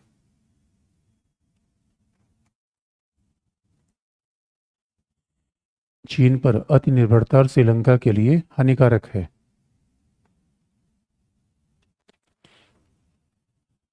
अगला पॉइंट,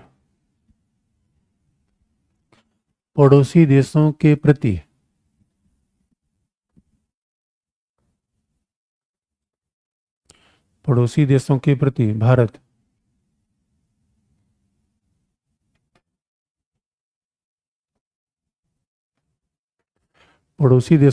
भारत निरंतर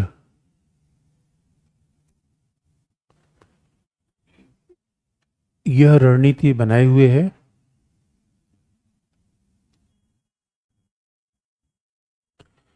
पड़ोसी देशों के प्रति भारत ने निरंतर यह रणनीति बनाए हुए है कि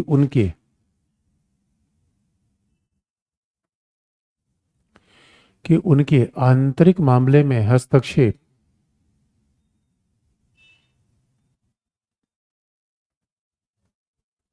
उनके आंतरिक मामले में हस्तक्षेप से भारत आंतरिक मामले में हस्तक्षेप से भारत को अलग रहना चाहिए।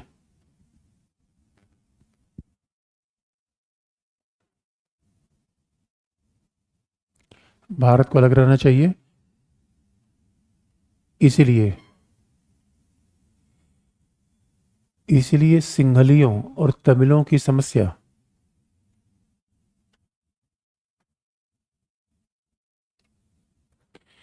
सिंहलियों और तमिलों की समस्या में भारत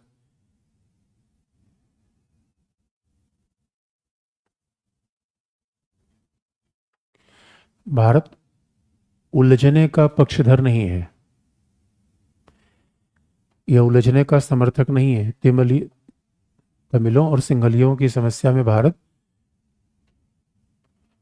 उलझने का समर्थक नहीं है।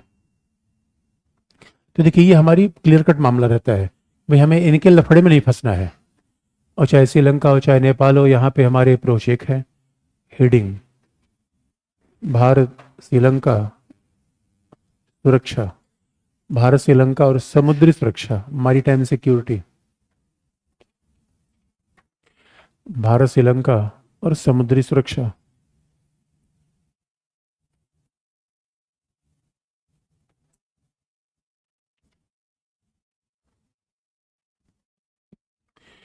भारत श्रीलंका और समुद्री सुरक्षा। एक बड़ा इंटरेस्टिंग पार्ट यहाँ पे है, भारत श्रीलंका और समुद्री सुरक्षा अगर इस तरीके से देखा जाए, देखिए हमारे देश में जब हम सुरक्षा की बात करते हैं तो सही मायने में चाहे मालदीव हो चाहे श्रीलंका हो, इनका महत्व क्यों है? समुद्री सुरक्षा कारण। इसका मतलब है अगर हम आज़ादी की बात देखें तो हमारी सुरक्षा के जो क्षेत्र थे वो बदले, सोर्स थे वो बदले। जैसे आज़ादी के बाद जो हमारी सुरक्षा का सबसे बड़ा कंसर्न था वो था पाकिस्तान बॉर्डर। 1962 के पहले हम ऐसा समझा करते थे कि हिमालय अभेद्य है, यानी भारतीय सुरक्षा चिंता हमेशा पाकिस्तान बॉर्डर की तरफ से थी, वेस्ट की तरफ से आई। हम ऐसा मान के चलते थे हिंद महासागर में कोई समस्या नहीं है, हिंद महासागर प्राकृतिक हमें सुरक्षा प्रदान करता है और हिमालय इधर प्रहरी है। दोनों मान्यताएं समय के साथ चेंज हुई। 1962 के बाद लग गया कि नहीं, हिमालय भी खतरे का सोर्स हो सकता है और चाइना हिमालय को पार कर सकता है।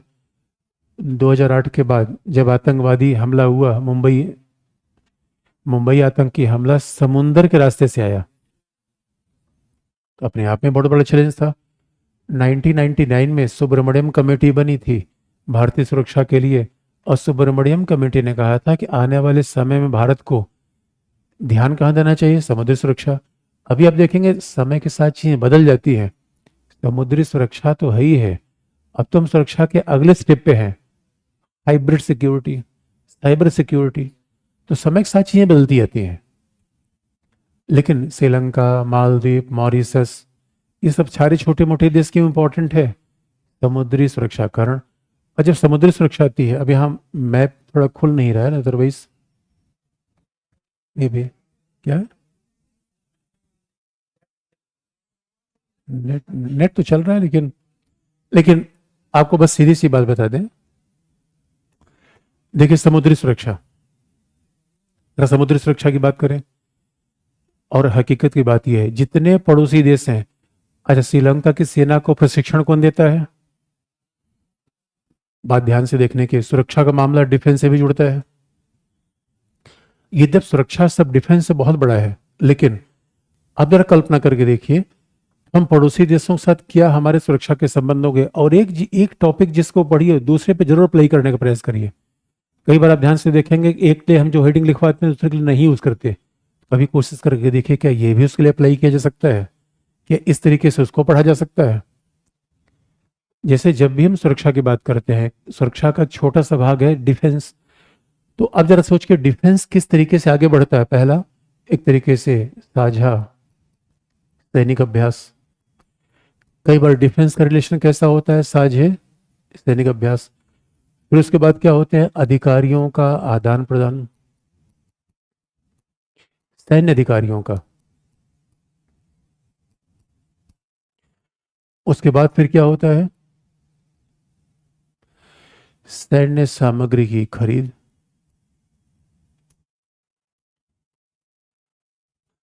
तो आप याद रखिएगा, हमने पहले बताया कुछ संबंध पिछले होते हैं, कुछ गहरे होते हैं। उसके बाद क्या होगा, सैन्य सामग्री का साझा उत्पादन। तो जब किसी के साथ हम डिफेंस की बात करते हैं,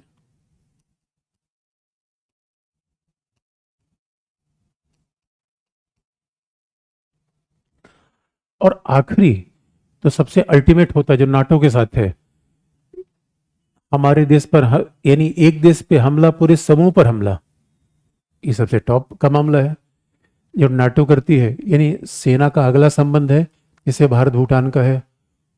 किसी भी देश पर सैनिक लोगों की, मिलिट्री पर्सन्स की तैनाती। और नाटो का प्रिंसिपल क्या है, नाटो के अगर एक देश पे हमला हो जाएगा तो उसका बचाव क्या करेगा, समूचा नाटो करेगा। तो एक सैन्य संगठन बना लेना, सैन्य संगठन का भाग हो जाना, ये सबसे टॉप मिलिट्री रिलेशन कहलाता है। सैन्य संगठन का हिस्सा, जैसे नाटो, अगर आप सैन्य संगठन के हिस्से हैं फिर तो आप सबसे टॉप मिलिट्री रिलेशन में है। अब बहुत ध्यान से देखेंगे, भारत आज भी टेक्निकली किसी सैन्य संगठन का हिस्सा नहीं है, इनडायरेक्टली कई कई जगह दिखता है। अमेरिका यूरोपीय देश है, इसलिए आप याद रखिए ये सैन्य सामग्री है, गैंग है, गैंग है ये सैन्य संगठन नहीं है। तो जैसे हमारा देश गैंग में बटा होता है, वैसे दुनिया भी गैंग में बटी होती है। एक गैंग के गुर्गे पर किसी दूसरे गैंग ने हमला कर दिया, केवल उस गुर्गे पर हमला है, पूरे गैंग पर हमला है, पूरा गैंग उसका बदला लेगा। तो ऐसे गैंग, ये अपने आप में नाटो दुनिया का सबसे बड़ा हथियारबंद लोगों गैंग है। अब ऐसा रिलेशन सबसे टॉप होता है। अब जरा सोच के देखिए, श्रीलंका है, मालदीव है, ऐसा कुछ रिलेशन हमारा अगर पड़ोस में किसी के साथ आ जाए, भूटान, यानी भूटान पे हमला, हम पे हमला, ये नाटो का प्रिंसिपल है भाई। चीन का भूटान के साथ तो सीमा विवाद था, हम किसी सैनिक संगठन के भाग नहीं, लेकिन भूटान के साथ तो हमारा संबंध कदाचित ऐसा ही है। दूसरी बात आप देखेंगे, अगर आपने आज न्यूज़ देखी होगी, न्यूज़ समाचार पढ़ा, नहीं पढ़ा, बहुत अच्छी बात। कब पढ़ते हैं न्यूज़पेपर, क्या, बहुत अच्छी बात है, शाम को। लेकिन मुझे लगता है कि सुबह न्यूज़पेपर ना देखा जाए तो आपको बेचैनी नहीं होती क्या? ये बहुत अच्छी बात है। अगर बेचैनी नहीं होती इसका मतलब सही दिशा में है। वैसे बेचैनी किसी चीज की नहीं होनी चाहिए, आप एकदम सही दिशा में है। तो सवाल ये है, आज आज हमारे सेनाध्यक्ष नेपाल की यात्रा पर हैं। आपने कभी न्यूज में सुना कि हमारे सेनाध्यक्ष पाकिस्तान की यात्रा पर भी हैं? अब थोड़ा अब सवाल ये, सेनाध्यक्ष अगर नेपाल की यात्रा पे होंगे तो क्या नेपाल हमसे सुखोई खरीद लेगा क्या? नहीं खरीदेगा। कुछ चीजें बड़ी लॉजिकल होती है। अरे सुखोई खरीदने का पैसा कहाँ है उसके पास? नेपाल राफेल खरीदने के लिए आधा नेपाल बेचना पड़ेगा। मजाक थोड़ी कर रहा हूं मैं। इसे कुछ चीजें रटने की आवश्यकता, कौन क्या खरीद सकता है, कौन क्या नहीं खरीद सकता। अब भाई सीधी सी बात है यार, शादी अगर जामनगर में हो रही है तो जाम तो वहां बहुत छोटी चीज है। जामनगर या जामनगर, अब जो शादी फुक्कड़ की हो रही तो एंटिसिपेटेड है क्या वहां मिलेगा? इसे लॉजिकल आप देखिए, जब हमारा हमारा कोई सेनाध्यक्ष जा रहा है नेपाल, तो नेपाल न तो सुखोई खरीदेगा, न हमसे राफेल खरीद सकता है। आप कहें सर हमारा कौन सा है, इस मेरे दोस्त को दे तो सकते हैं, अमेरिका कुछ नहीं दे सकते। रूस के साथ है, रूस का बनाया हुआ माल हम किसी तीसरे को भी दे सकते हैं, अमेरिका इस पर रिस्ट्रिक्शन लगा कर रखता है। अमेरिका के कंडीशन बड़ी टफ है। दूसरी बात, कभी भी अगर ईश्वर करे आपको पुलिस एकेडमी में जाने का मौका मिले, सरदार पटेल एकेडमी में जब भी आप ट्रेनिंग लेंगे उसमें नेपाल के भी कैडेट होते हैं, नेपाल के, श्रीलंका के, मालदीव के, सारे छोटे मोटे पड़ोसी, और अफ्रीका, गुयाना, अल्जीरिया, नाइजीरिया, टोंगो, पोंगो। अब सवाल ये है, अब बताओ सरदार पटेल एकेडमी में अमेरिका का कोई कैडेट होगा क्या, जर्मनी का? ट्रेनिंग किसको देंगे? जो थोड़ा हमसे कमजोर है। और किससे लेंगे? हमारे ऑफिसर जाते हैं सिंगापुर, जर्मनी, अमेरिका, वहाँ हमारे अधिकारी उधर ट्रेनिंग लेने जाते हैं। जो पूरा एसपीजी कमांडो है वो तो अमेरिका से ट्रेनिंग लेकर आता है। जो ब्लैक कमांडो है उसको ट्रेनिंग अमेरिका मिलती है, इसराइल। तो बड़ा लॉजिकल है, किससे क्या ले सकते हैं। अब आप कहिए कि हम जाके इसराइली को ट्रेनिंग देंगे, नहीं हो सकता, क्योंकि वो हमसे ज़्यादा एडवांस है। तो इसका मतलब है अधिकारियों का आदान प्रदान होगा। हम इन देशों के साथ, अच्छा सैनिक अभ्यास करने में कुछ भी नहीं जाता। अच्छा तरीके से सैनिक अभ्यास होता क्यों है? सैनिक अभ्यास इस कसम से मान लीजिए जैसे कोई एग्जीबिशन है, प्रदर्शनी है, तो प्रदर्शनी में सारे लोग आते हैं। जब हम किसी के साथ सैनिक अभ्यास करते हैं तो सैनिक अभ्यास हथियारों से करेंगे या गुलाब से? हथियारों से। कौन कौन से हथियार हमारे पास हैं वो दिखेंगे या नहीं दिखेंगे? दूसरी बात है, हथियार हैं चलेंगे भी या नहीं चलेंगे? तो जो अच्छे हथियार होंगे, भाई देखो देखो हर आदमी का प्रोफेशन अलग अलग होता है। कार किसी ड्राइवर से आप पूछो वो तुरंत फीचर बता देगा, सर इसमें ये फीचर है। सेना का अधिकारी, अब एक तरफ जिगाना होगी और दूसरी तरफ देसी तमंचा होगा, कौन ज्यादा अच्छा होगा? जिगाना तो अच्छी होगी। तो जब सैनिक अभ्यास होता है तो इस तरीके से लोगों को पता चल जाता है कौन कौन वेपन अच्छे हैं, आने वाले समय में उसको हम खरीद सकते हैं। दूसरी बात है, सैनिक अभ्यास में एक फायदा दूसरा ये होता है, दुनिया में हर जोग्राफिकल कंडीशन एक जैसा नहीं है। भारत एक ऐसा देश है जहां भाई आर्मी एक्सरसाइज करेगी तो हर कंडीशन में वॉर हो सकता है। सियाचिन पे भी हो सकता है, रेगिस्तान में भी हो सकता है, जंगल में हो सकता है, चंबल के बीहड़ में हो सकता है। हमारे पास हर किस्म की टोपोग्राफी है, हर किस्म के वॉर होते हैं। इसे ट्रेनिंग फायदा, और कभी भविष्य में लड़ने का मौका मिला, याद रखिए अचानक आप किसी देश को लाकर लड़ा नहीं सकते। सेना का अगर कोई वेपन हमने खरीद भी लिया तो उसको चलाने के लिए वहां से प्रशिक्षण टीम आती है, तब पूरा हमें ट्रेंड करेगी। इसीलिए सैनिक अभ्यास होता है।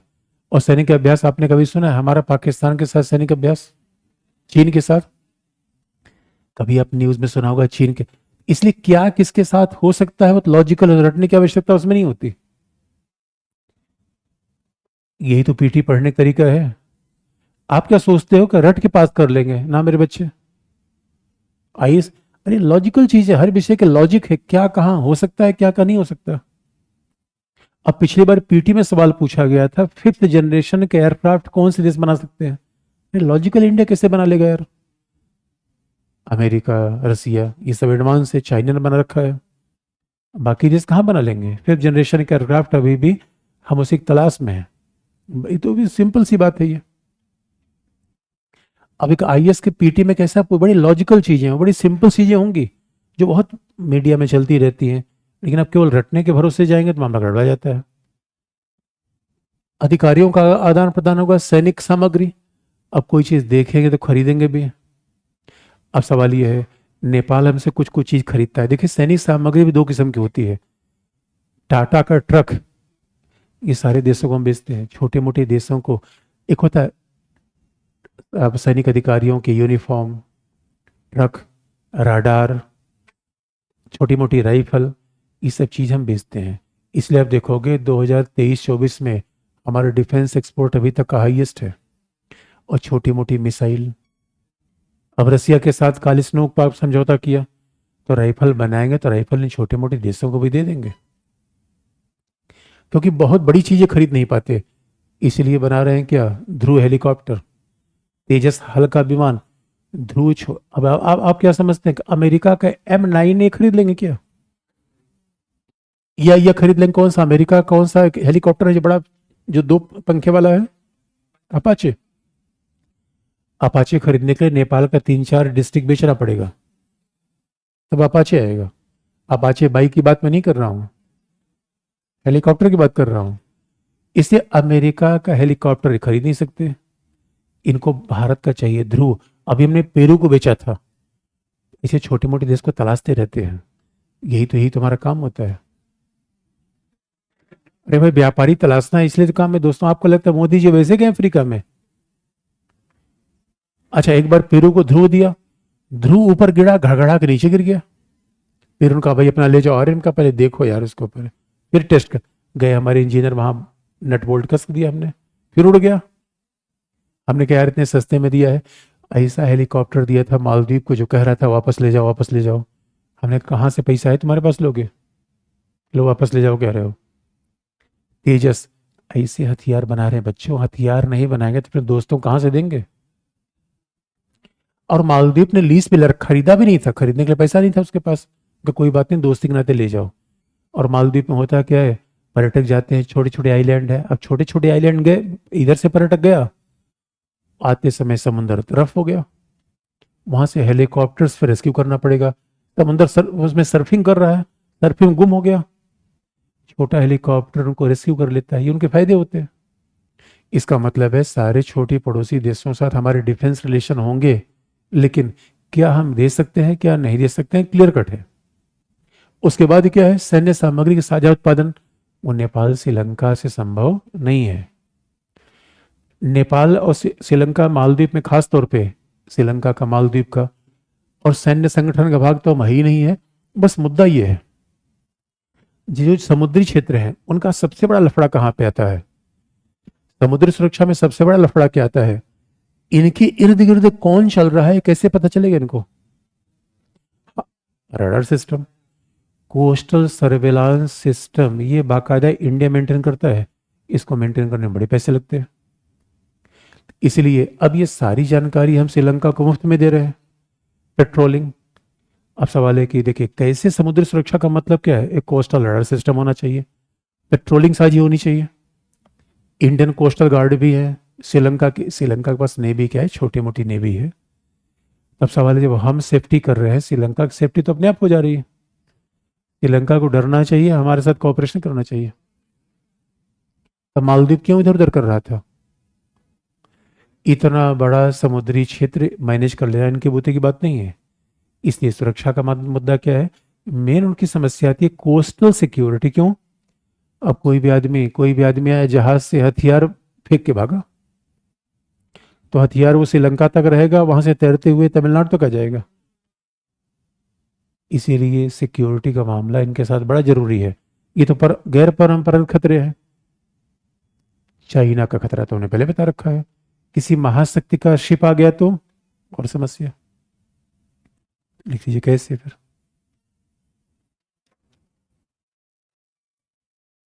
पहला पॉइंट लिख लीजिए, नेपाल, श्रीलंका, भूटान,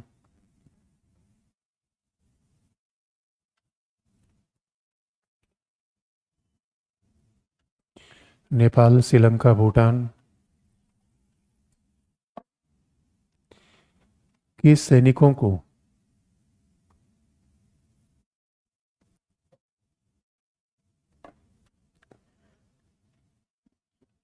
नेपाल, श्रीलंका, भूटान, अभी मालदीव था, अभी तक तो बांग्लादेश भी था, उसी श्रेणी में। इन्हें पाकिस्तान, चाइना के अलावा अभी सारे देश थे। बीच बीच में तो उन्हें अफगानिस्तान को प्रशिक्षण दिया, तालिबानी भगा दिए। और अफगानिस्तान को जब प्रशिक्षण देते थे तो हम बता देते थे अटैक कहाँ करना है। पाकिस्तान इसीलिए घबराता था। क्या लिखा आपने? भूटान। अब देख, करंट अफेयर इतना ही है। अब अभी संयोग की बात है, हसीना सरकार नहीं है, अब वहां प्रशिक्षण का मामला, सेना का संबंध थोड़ा नीचे आएगा। अभी मेरे वेट एंड वॉच करनी है कि पूरा खत्म तो नहीं हो सकता, थोड़ा नीचे जरूर आएगा। अफगानिस्तान में तालिबान सरकार आ गई, तो अब हम नहीं ले सकते, भारतीय सेना वहां प्रशिक्षण दे रही है। हो सकता है 2-3 साल पहले फैक्ट हम लिखवाते रहे हों। इतना करंट अफेयर होता है। क्या लिखा आपने? भूटान के सैनिकों को प्रशिक्षण देता है।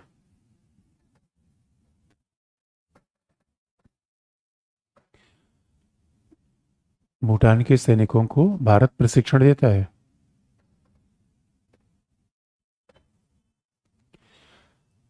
भारत प्रशिक्षण देता है। श्रीलंका और मालदीव,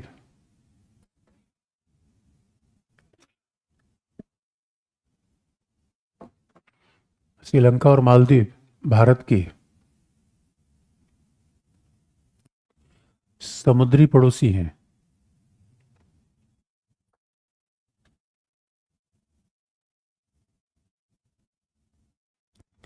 श्रीलंका और मालदीव भारत के समुद्री पड़ोसी हैं।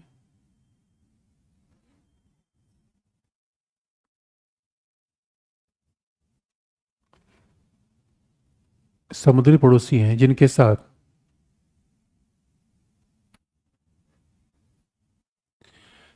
साथ समुद्री सुरक्षा का मुद्दा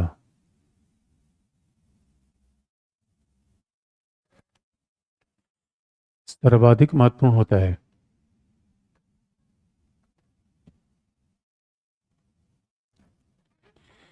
जिनके साथ समुद्री सुरक्षा का मुद्दा सर्वाधिक महत्वपूर्ण होता है।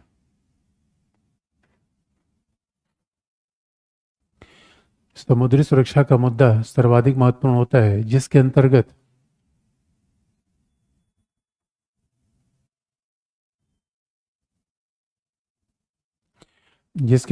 पॉइंट नंबर 1,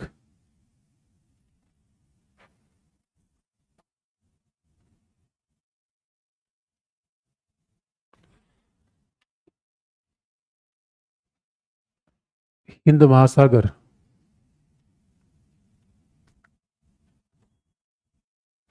हिंद महासागर में इन देशों के coastal surveillance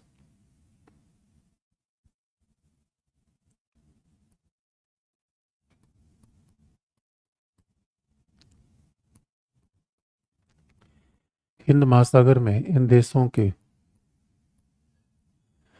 coastal surveillance, underline, coastal surveillance को बनाए रखना।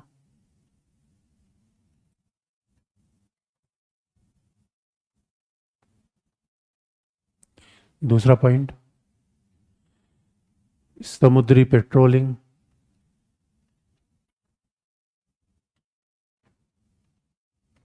समुद्री पेट्रोलिंग। तीसरा, हथियारों और अवैध नशीली दवाओं की तस्करी को प्रतिबंधित करना।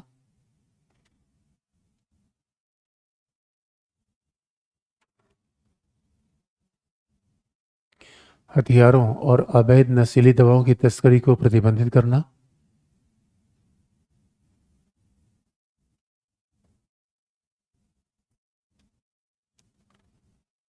चौथा, आपदा प्रबंध के क्षेत्र में सहयोग।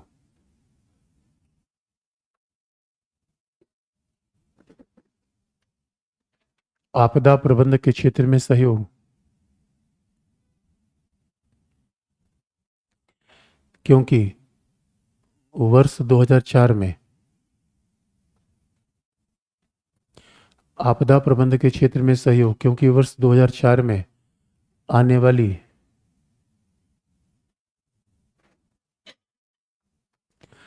वर्ष 2004 में आने वाली सुनामी के कारण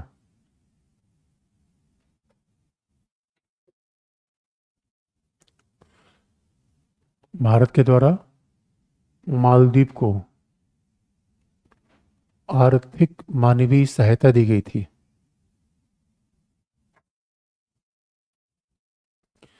सुनामी कारण भारत के द्वारा मालदीव को आर्थिक और मानवीय सहायता दी गई थी।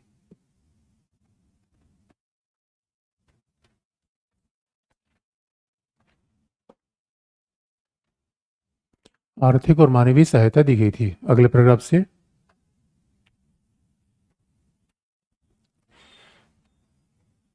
सुरक्षा के उपरोक्त खतरे गैर परंपरागत हैं।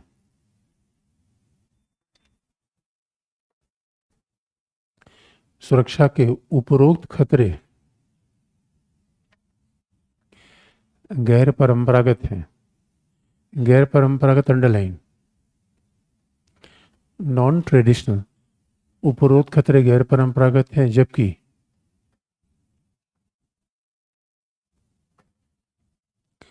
जबकि चीन का हिंद महासागर में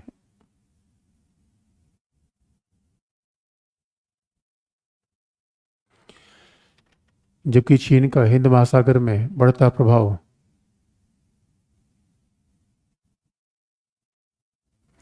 चीन का हिंद महासागर में बढ़ता प्रभाव तथा चीन की चीन की नौसेना का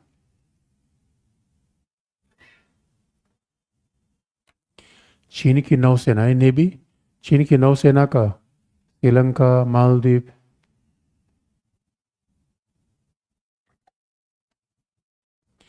श्रीलंका मालदीव के साथ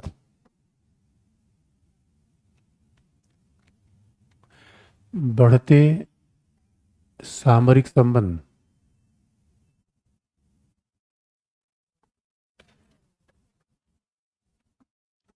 बढ़ते सामरिक संबंध भारत की सुरक्षा के स्वाभाविक चुनौती है। भारत की सुरक्षा की स्वाभाविक चुनौती है।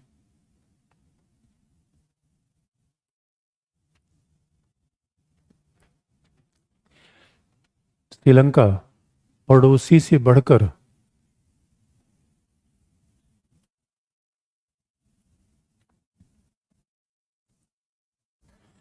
श्रीलंका पड़ोसी से बढ़कर हिंद महासागर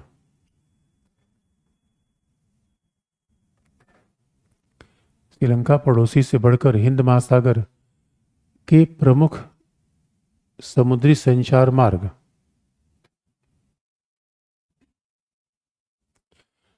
पड़ोसी से बढ़कर हिंद महासागर के प्रमुख समुद्री संचार मार्ग पर स्थित एक राज्य है।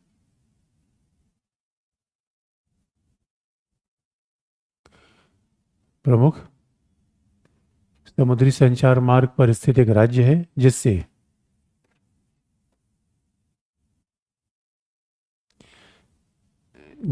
भारत और श्रीलंका की सुरक्षा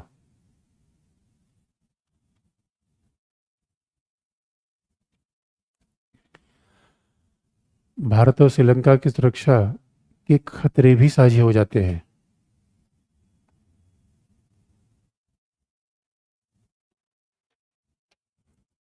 जिससे भारत और श्रीलंका की सुरक्षा के खतरे भी साझे हो जाते हैं।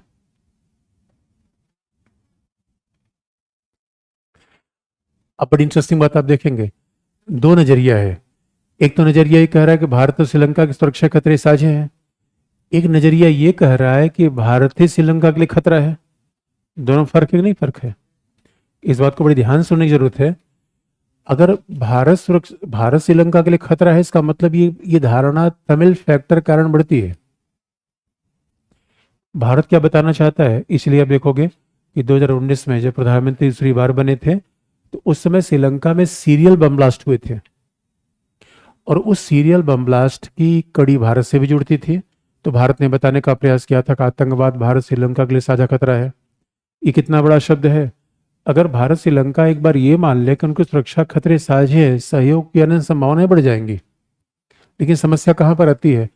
तमिल फैक्टर बार बार ये दिखाने का प्रयास करता है कि भारत श्रीलंका के लिए खतरा है। अगर भारत श्रीलंका के लिए खतरा है तो श्रीलंका फिर किधर जाएगा? चीन की तरफ। लॉजिकल कारण है। और श्रीलंका जब चीन की तरफ जाएगा तो भारत के लिए पेचीदा सवाल होगा।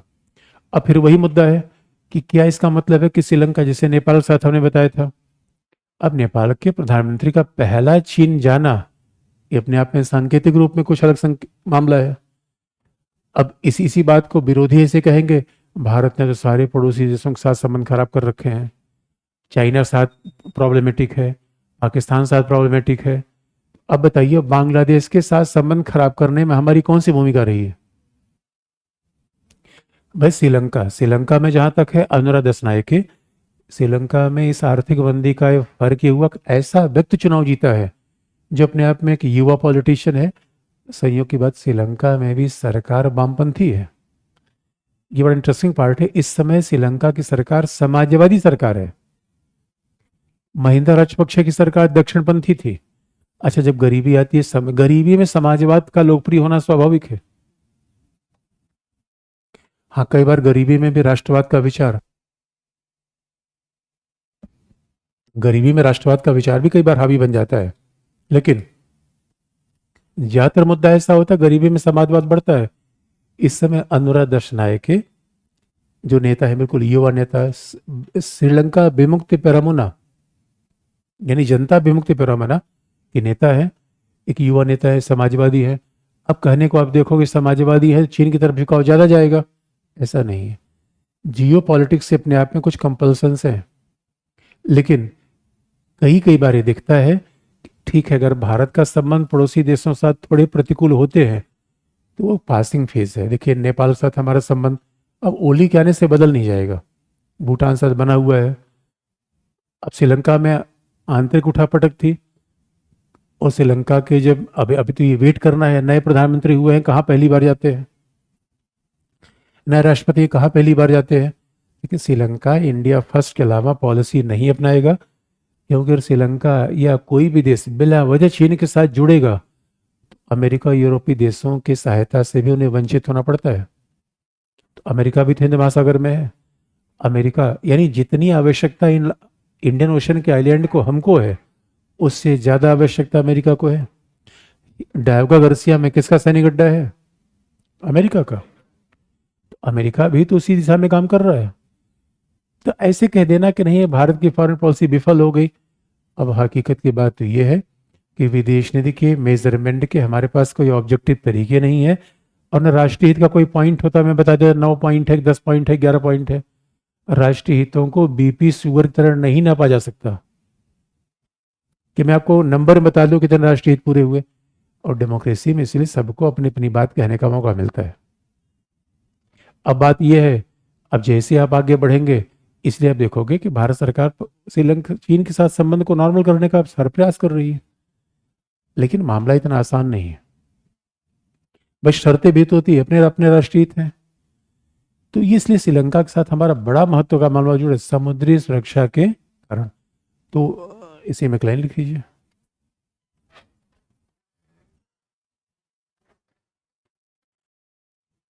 और एलटीटी की समाप्ति के बाद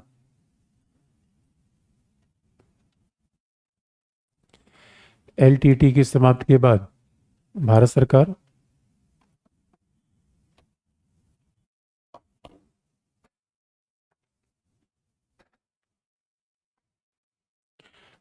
एलटीटी की समाप्ति के बाद भारत सरकार श्रीलंका के लिए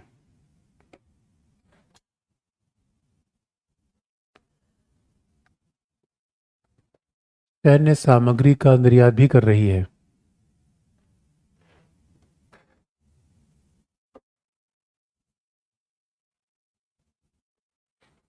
श्रीलंका के लिए सैन्य सामग्री का निर्यात कर रही है,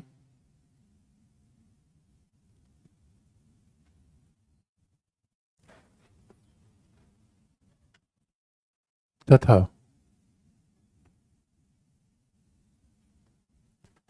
तथा भारत श्रीलंका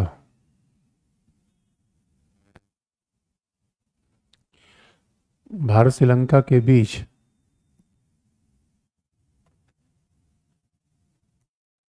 भारत श्रीलंका के बीच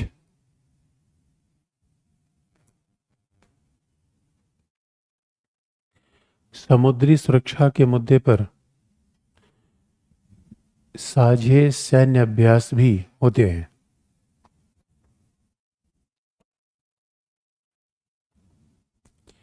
साझे सैन्य अभ्यास भी होते हैं।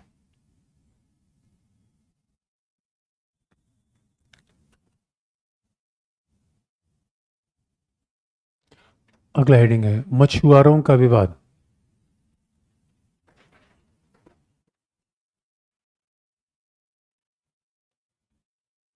अगला हेडिंग है मछुआरों का विवाद।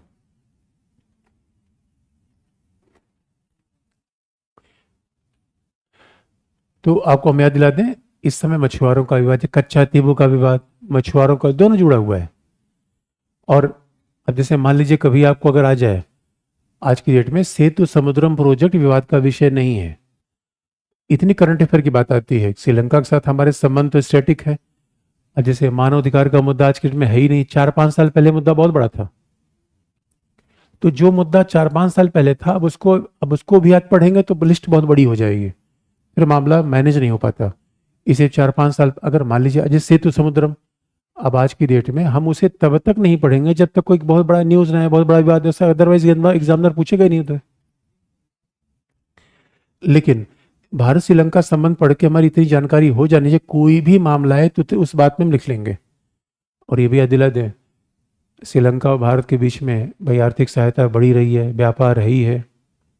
और बस इतनी करंट अफेयर की बात है, पहले मैं बल्कि ये बात मैं कहा भी करता था कि सच मानिए भारत और श्रीलंका के बीच में तो होना चाहिए सीधा, श्रीलंका को भारत से फायदा कितना है, सीधा हाईवे होना चाहिए। अब ये प्रस्ताव आ भी गया है। इधर हमारे यहाँ परिवहन मंत्री ने कहा है कि आने वाले समय में भारत श्रीलंका के बीच एक हाईवे बनेगा, तो सीधा सीधा चलेंगे तमिलनाडु, तमिलनाडु से समुंदर पार करते हुए कहाँ चलेंगे, श्रीलंका कितना फायदा है हमसे, एक एग्जाम्पल आपको बता दें।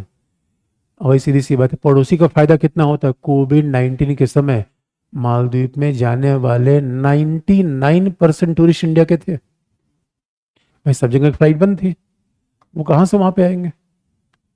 आप पड़ोसी का फायदा देखिए, श्रीलंका। और श्रीलंका ने बड़ी होशियारी की। श्रीलंका ने क्या किया, भारत के सारे टेलीविजन चैनल को अपने यहाँ आमंत्रित किया। ये सब टेलीविजन चैनल के पत्रकारों के फायदे हैं, उनको विदेश यात्रा मिल जा रही है मुफ्त में, सारा विदेश यात्रा, सारा हॉस्पिटलिटी।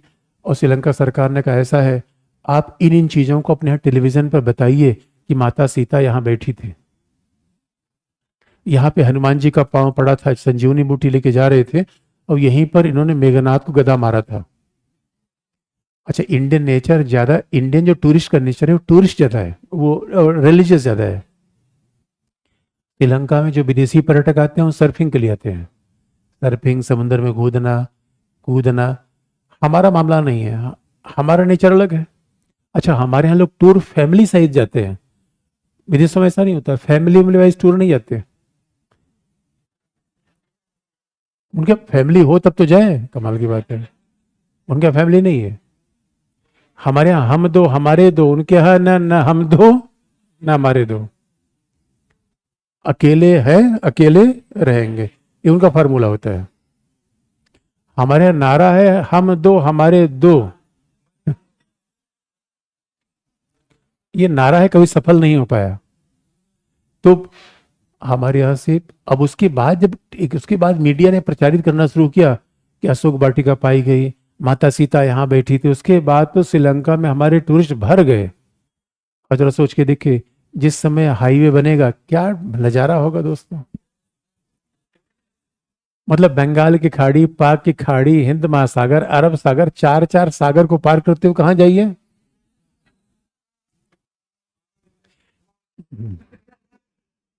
नहीं, श्रीलंका मामा घर नहीं है, मामा का तो उधर है नेपाल में।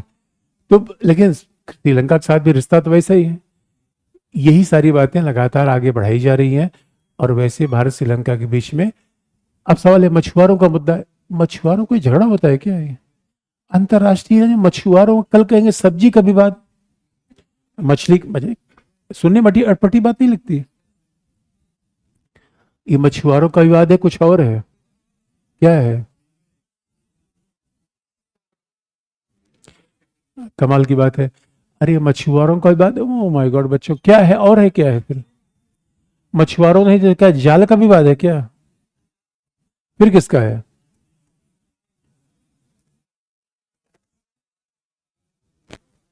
ये सब विवाद है। अब मान लो कि यही बातें देखो, जो इंटरनेट पढ़ते हो आप लोग, पता नहीं कहाँ से पढ़ते हो, सब बातें उसमें क्या होता है। मछुआरों का विवाद क्या है कि हम 3 दिन मछली पकड़े, वो 2 दिन मछली पकड़े, 1 दिन मछली को आराम करने दिया जाए। अरे ऐसा सवाल कहीं पूछेगा क्या, सवाल ही पैदा नहीं होता। कि सुरक्षा की समस्या है, मछुआरों को आई कार्ड दे दिया जाए, वो समुद्र पार न कर पाए। अरे पार करेंगे वो, मामला मछली का नहीं है मेरे बच्चों। और फिर 2 किलो मछली हम पकड़े, 1.5 किलो वो पकड़े, 2 किलोमीटर हम जाए, 3 किलोमीटर वो जाए, ये सब आईआर में लिखेंगे। आप आईआर के स्टूडेंट हैं, सिविल इंजीनियर हैं, और कई बार मैगजीन में देखता हूँ तो ऐसी सी बातें लिखी रहती है, उड़ी पुड़ी बातें, पता नहीं क्या। तो प्रोफेसर कॉपी चेक करता है, याद रखना। हर विषय को पढ़ने के सिद्धांत होता है ना, इसलिए मामला मछुआरों का नहीं है। एक बार अगर आप मुद्दा समझ गए, कुछ भी आ जाएगा। मुद्दा किसका होगा? राष्ट्र निर्माण का, स्वायत्तता का, अलगाववाद का। ये सब इंटरनेशनल रिलेशन में इश्यूज होते हैं, इसलिए इशू बड़ा सिंपल सा है, लिख लीजिए। इश्यूज यही है, उसमें चेंज नहीं है। क्या लिखा आपने? और उसके पहले बस एक फैक्ट आपको बता दें, क्योंकि ये नेट नहीं चल रहा है। अच्छा, तो नेट नहीं चल रहा है तो आपको मैं ही थोड़ा सा एग्जांपल बता देता हूं। देखिए,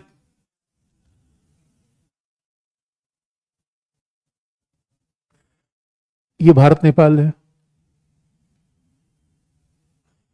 इधर से इंडिया का मैप है, और इधर से कहां लटका हुआ है? श्रीलंका। अब सवाल है, समुद्री सीमा रेखा कैसे खींची जाए? तो 1974 में भारत और श्रीलंका के बीच में एक समझौता हुआ। ऐसे समुद्र में सीमा रेखा तो वर्चुअल होती है, वैसा कोई सीमा रेखा है नहीं भाई। जमीन पे क्या है, अपने क्या लगा दिया? पिलर लगा दिया। जमीन पे जब सीमा विवाद हल होता है, पहले मैप में सीमा आइडेंटिफाई कर लेते हैं, फिर बाद में पिलर लगा देते हैं, फिर बाढ़ लगा देते हैं। समुद्र में कहाँ पिलर लगाएंगे, कहाँ बाढ़ लगाएंगे? तो वहां वर्चुअल सीमा रेखा है, और उस हिसाब से लोग पेट्रोलिंग करते हैं।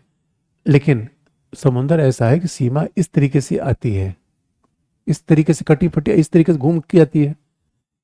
इसका मतलब है भारत श्रीलंका के बीच कहीं समुद्री सीमा रेखा की चौड़ाई 10 नॉटिकल माइल है, कहीं 8 है, कहीं 12 है, कहीं 15 है। अब सवाल है, जब हमारे मछुआरे दंदनाते हुए इधर से आएंगे, उनके लिए सीमा इंपॉर्टेंट नहीं है। क्या इंपॉर्टेंट है मेरे दोस्तों? पेट भरने के बाद सीमा दिखती है, भूखा आदमी ब्रेड के चक्कर में होता है। इसलिए अरे भाई, सीधी सी बात है। अब ये देखेंगे कि अभी देखेंगे कि सीमा क्रॉस करे ना करे। और दूसरी बात, अभी देखिए तमिल का मुद्दा, पॉलिटिक्स। तो अभी आपने देखो श्रीलंका, अभी तमिलनाडु के चुनाव मुद्दा उठता, अच्छा थी वो, कच्चा थी वो। अब यहाँ तो और संयोग की बात देख, ऐसा होना नहीं चाहिए यार। मतलब प्रधानमंत्री भी अगर ये बात कह दे तो फॉरेन पॉलिसी में ऐसा कुछ नहीं है। प्रधानमंत्री ने ये कहने का प्रयास किया कि कांग्रेस सरकार, तमिल दलों ने कच्चा तीबू दे दिया। न किसी ने दिया था, न किसी ने लिया था। बात बड़ी सिंपल सी थी। अब ऐतिहासिक आधार पर आप क्लेम कर सकते हैं कि भाई ठीक है, हमारे रामनाथपुरम डिस्ट्रिक्ट का एक भाग था। अरे ऐतिहासिक आधार पे तो पूरा श्रीलंका ही हमारा था। क्लेम कच्चा तीबू तक जाएगा, पूरे श्रीलंका तक जाएगा। तो नेपाल हमारा, पाकिस्तान हमारा। अरे यही तो लोग अखंड भारत की बात करते हैं। अब इस तरीके से आप जाओगे, गांधारी हमारी कहां से थी? तो अफगानिस्तान किसका है मेरे बच्चों? इसलिए ये ऐतिहासिक क्लेम ठीक नहीं है कि मेरे दादाजी 2 किलो घी खाते थे। अरे दादाजी खाते थे, खाते थे। आप बताओ, अमूल नहीं खा पा रहे हो आप, दादाजी 2 किलो घी खाते थे। इतिहास का बहुत बड़ा घातक होता है। इतिहास का बोध यूक्रेन संकट तक ला सकता है। यही तो पुतिन को बार बार याद आ रहा है। पुतिन कहते हैं once upon time tsar empire, once upon time लाल झंडा, लाल सलाम। और रसिया का यह हाल, मैं सबको ठोंक पीट के ठीक कर दूंगा। अब चाइना कह रहा है इतिहास में हमारा, ये सब हमारा था। हमने कहा क्या कहते हैं? दक्षिण कोरिया, उत्तर कोरिया सब हमारे थे। ये तिब्बत हमारा था, मंगोलिया हमारा था। हमने कहा भाई कुछ ना बचाओ तो बता देना, फिर हमारे लिए भी हो जाएगा। इतिहास के आधार पर ऐसा कमाल की बात है यार। तो ये देखिए, तर्क नहीं है कि अब ये कह देना कि रामनाथपुर किसका था, किसका नहीं था। अब फिर तो ब्रिटेन के लोग ये कह देंगे कि भारत हमारा था। ब्रिटेन के लोग तो ये भी दावा कर देंगे। और कई बार तो बहुत सारे लोग इसी आधार, इतिहास के आधार पर दावा करते हैं वंस अपॉन टाइम ये लाल किला हमारा था। तो मेरे बच्चों, बात सीधी सी है। 74 में समझौता हुआ, और 74 में समझौता कैसे हुआ? United nation convention law of sea, ये कानून है 82 का। कानून बना 82 में, लेकिन अंतर्राष्ट्रीय मान्यता उसको पहले से थी। भाई लीग ऑफ नेशंस 1919 से भी था। तो यूनाइटेड नेशन कन्वेंशन ऑफ सी कहता है, और जहां समुद्र आएगा फिर यही बात आएगी।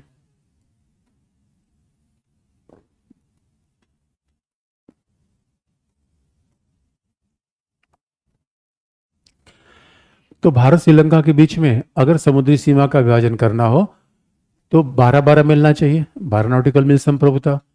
अगर 12 से कम समुद्र की चौड़ाई है कितनी कितनी, आधा, तो ये डिवीजन कर लिया गया। और जब समुद्री सीमा रेखा खींची गई, उस समुद्री सीमा रेखा के हिसाब से कच्छातीवु श्रीलंका के पार्ट में आया। तुमने कच्छातीवु को दिया नहीं, जब यूनाइटेड नेशन कन्वेंशन लॉ के हिसाब से हमें तय कर दिया कि ये समुद्री सीमा है, तो संयोग की बात है कच्छातीवु यहां पे आ गया। अब कच्छातीवु इस अंतर्राष्ट्रीय रेखा के नीचे है, तो स्वाभाविक रूप से श्रीलंका का हो गया। और कच्छातीवु आइलैंड है, बस्ती नहीं है क्योंकि वहां पानी नहीं है, मानवीय बस्ती है नहीं। अब वहां पे कुछ एक आध गिरजाघर है, वहां लोग एक आध फेस्टिवल के लिए जाते हैं।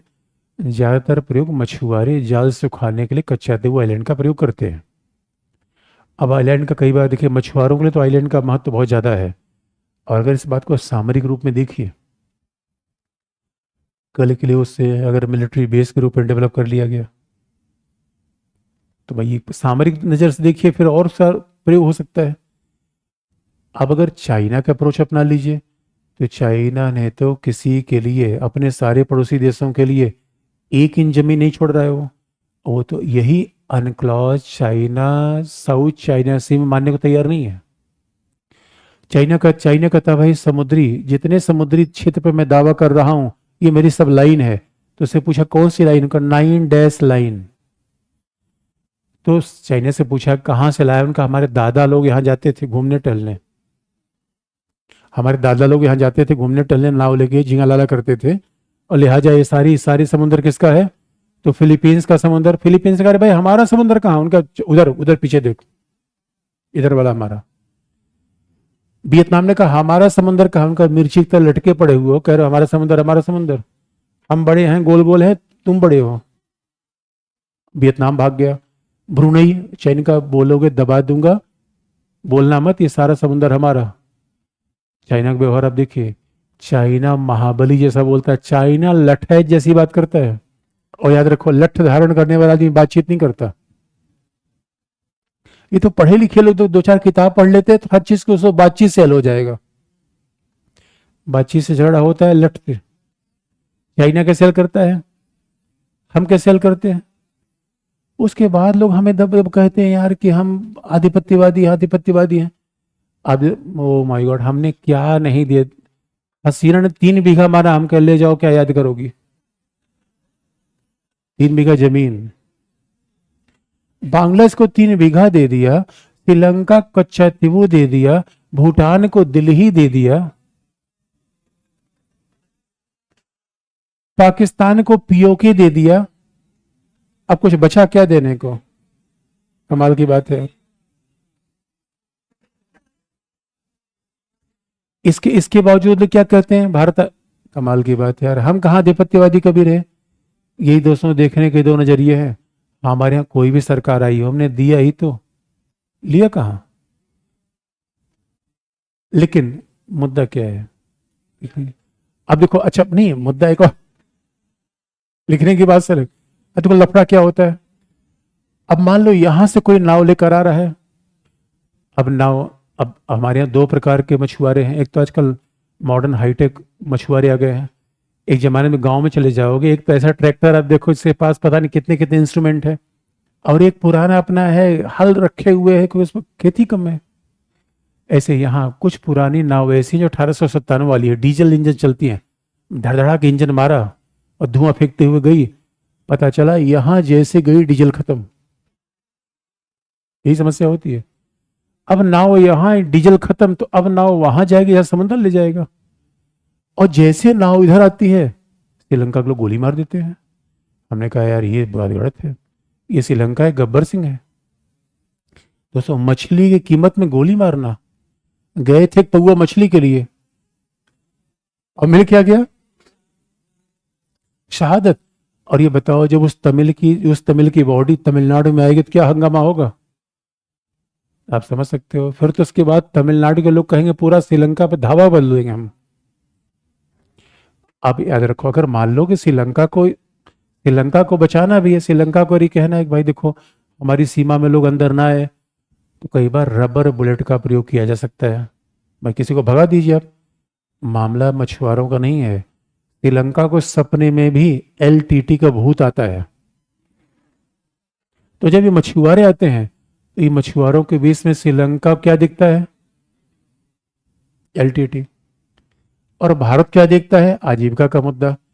अब सवाल ये है कि भारत श्रीलंका के बीच में ये मछुआरों का मुद्दा, और जब जब मछुआरों का मुद्दा आएगा और तमिलियन कोई रिएक्शन देंगे, सिंगल राष्ट्रवाद क्या कहेगा? नहीं, ये हमारा अधिकार है। तमिलियन क्या कहेंगे? भारत सरकार कोई काम नहीं करती। मान लो फिर तो फंस गया वहीं पे। सारा विवाद कहाँ पे जा रहा है? सिद्धांत पे। लेकिन वो सिद्धांत कब देखेंगे? कल। आज के लिए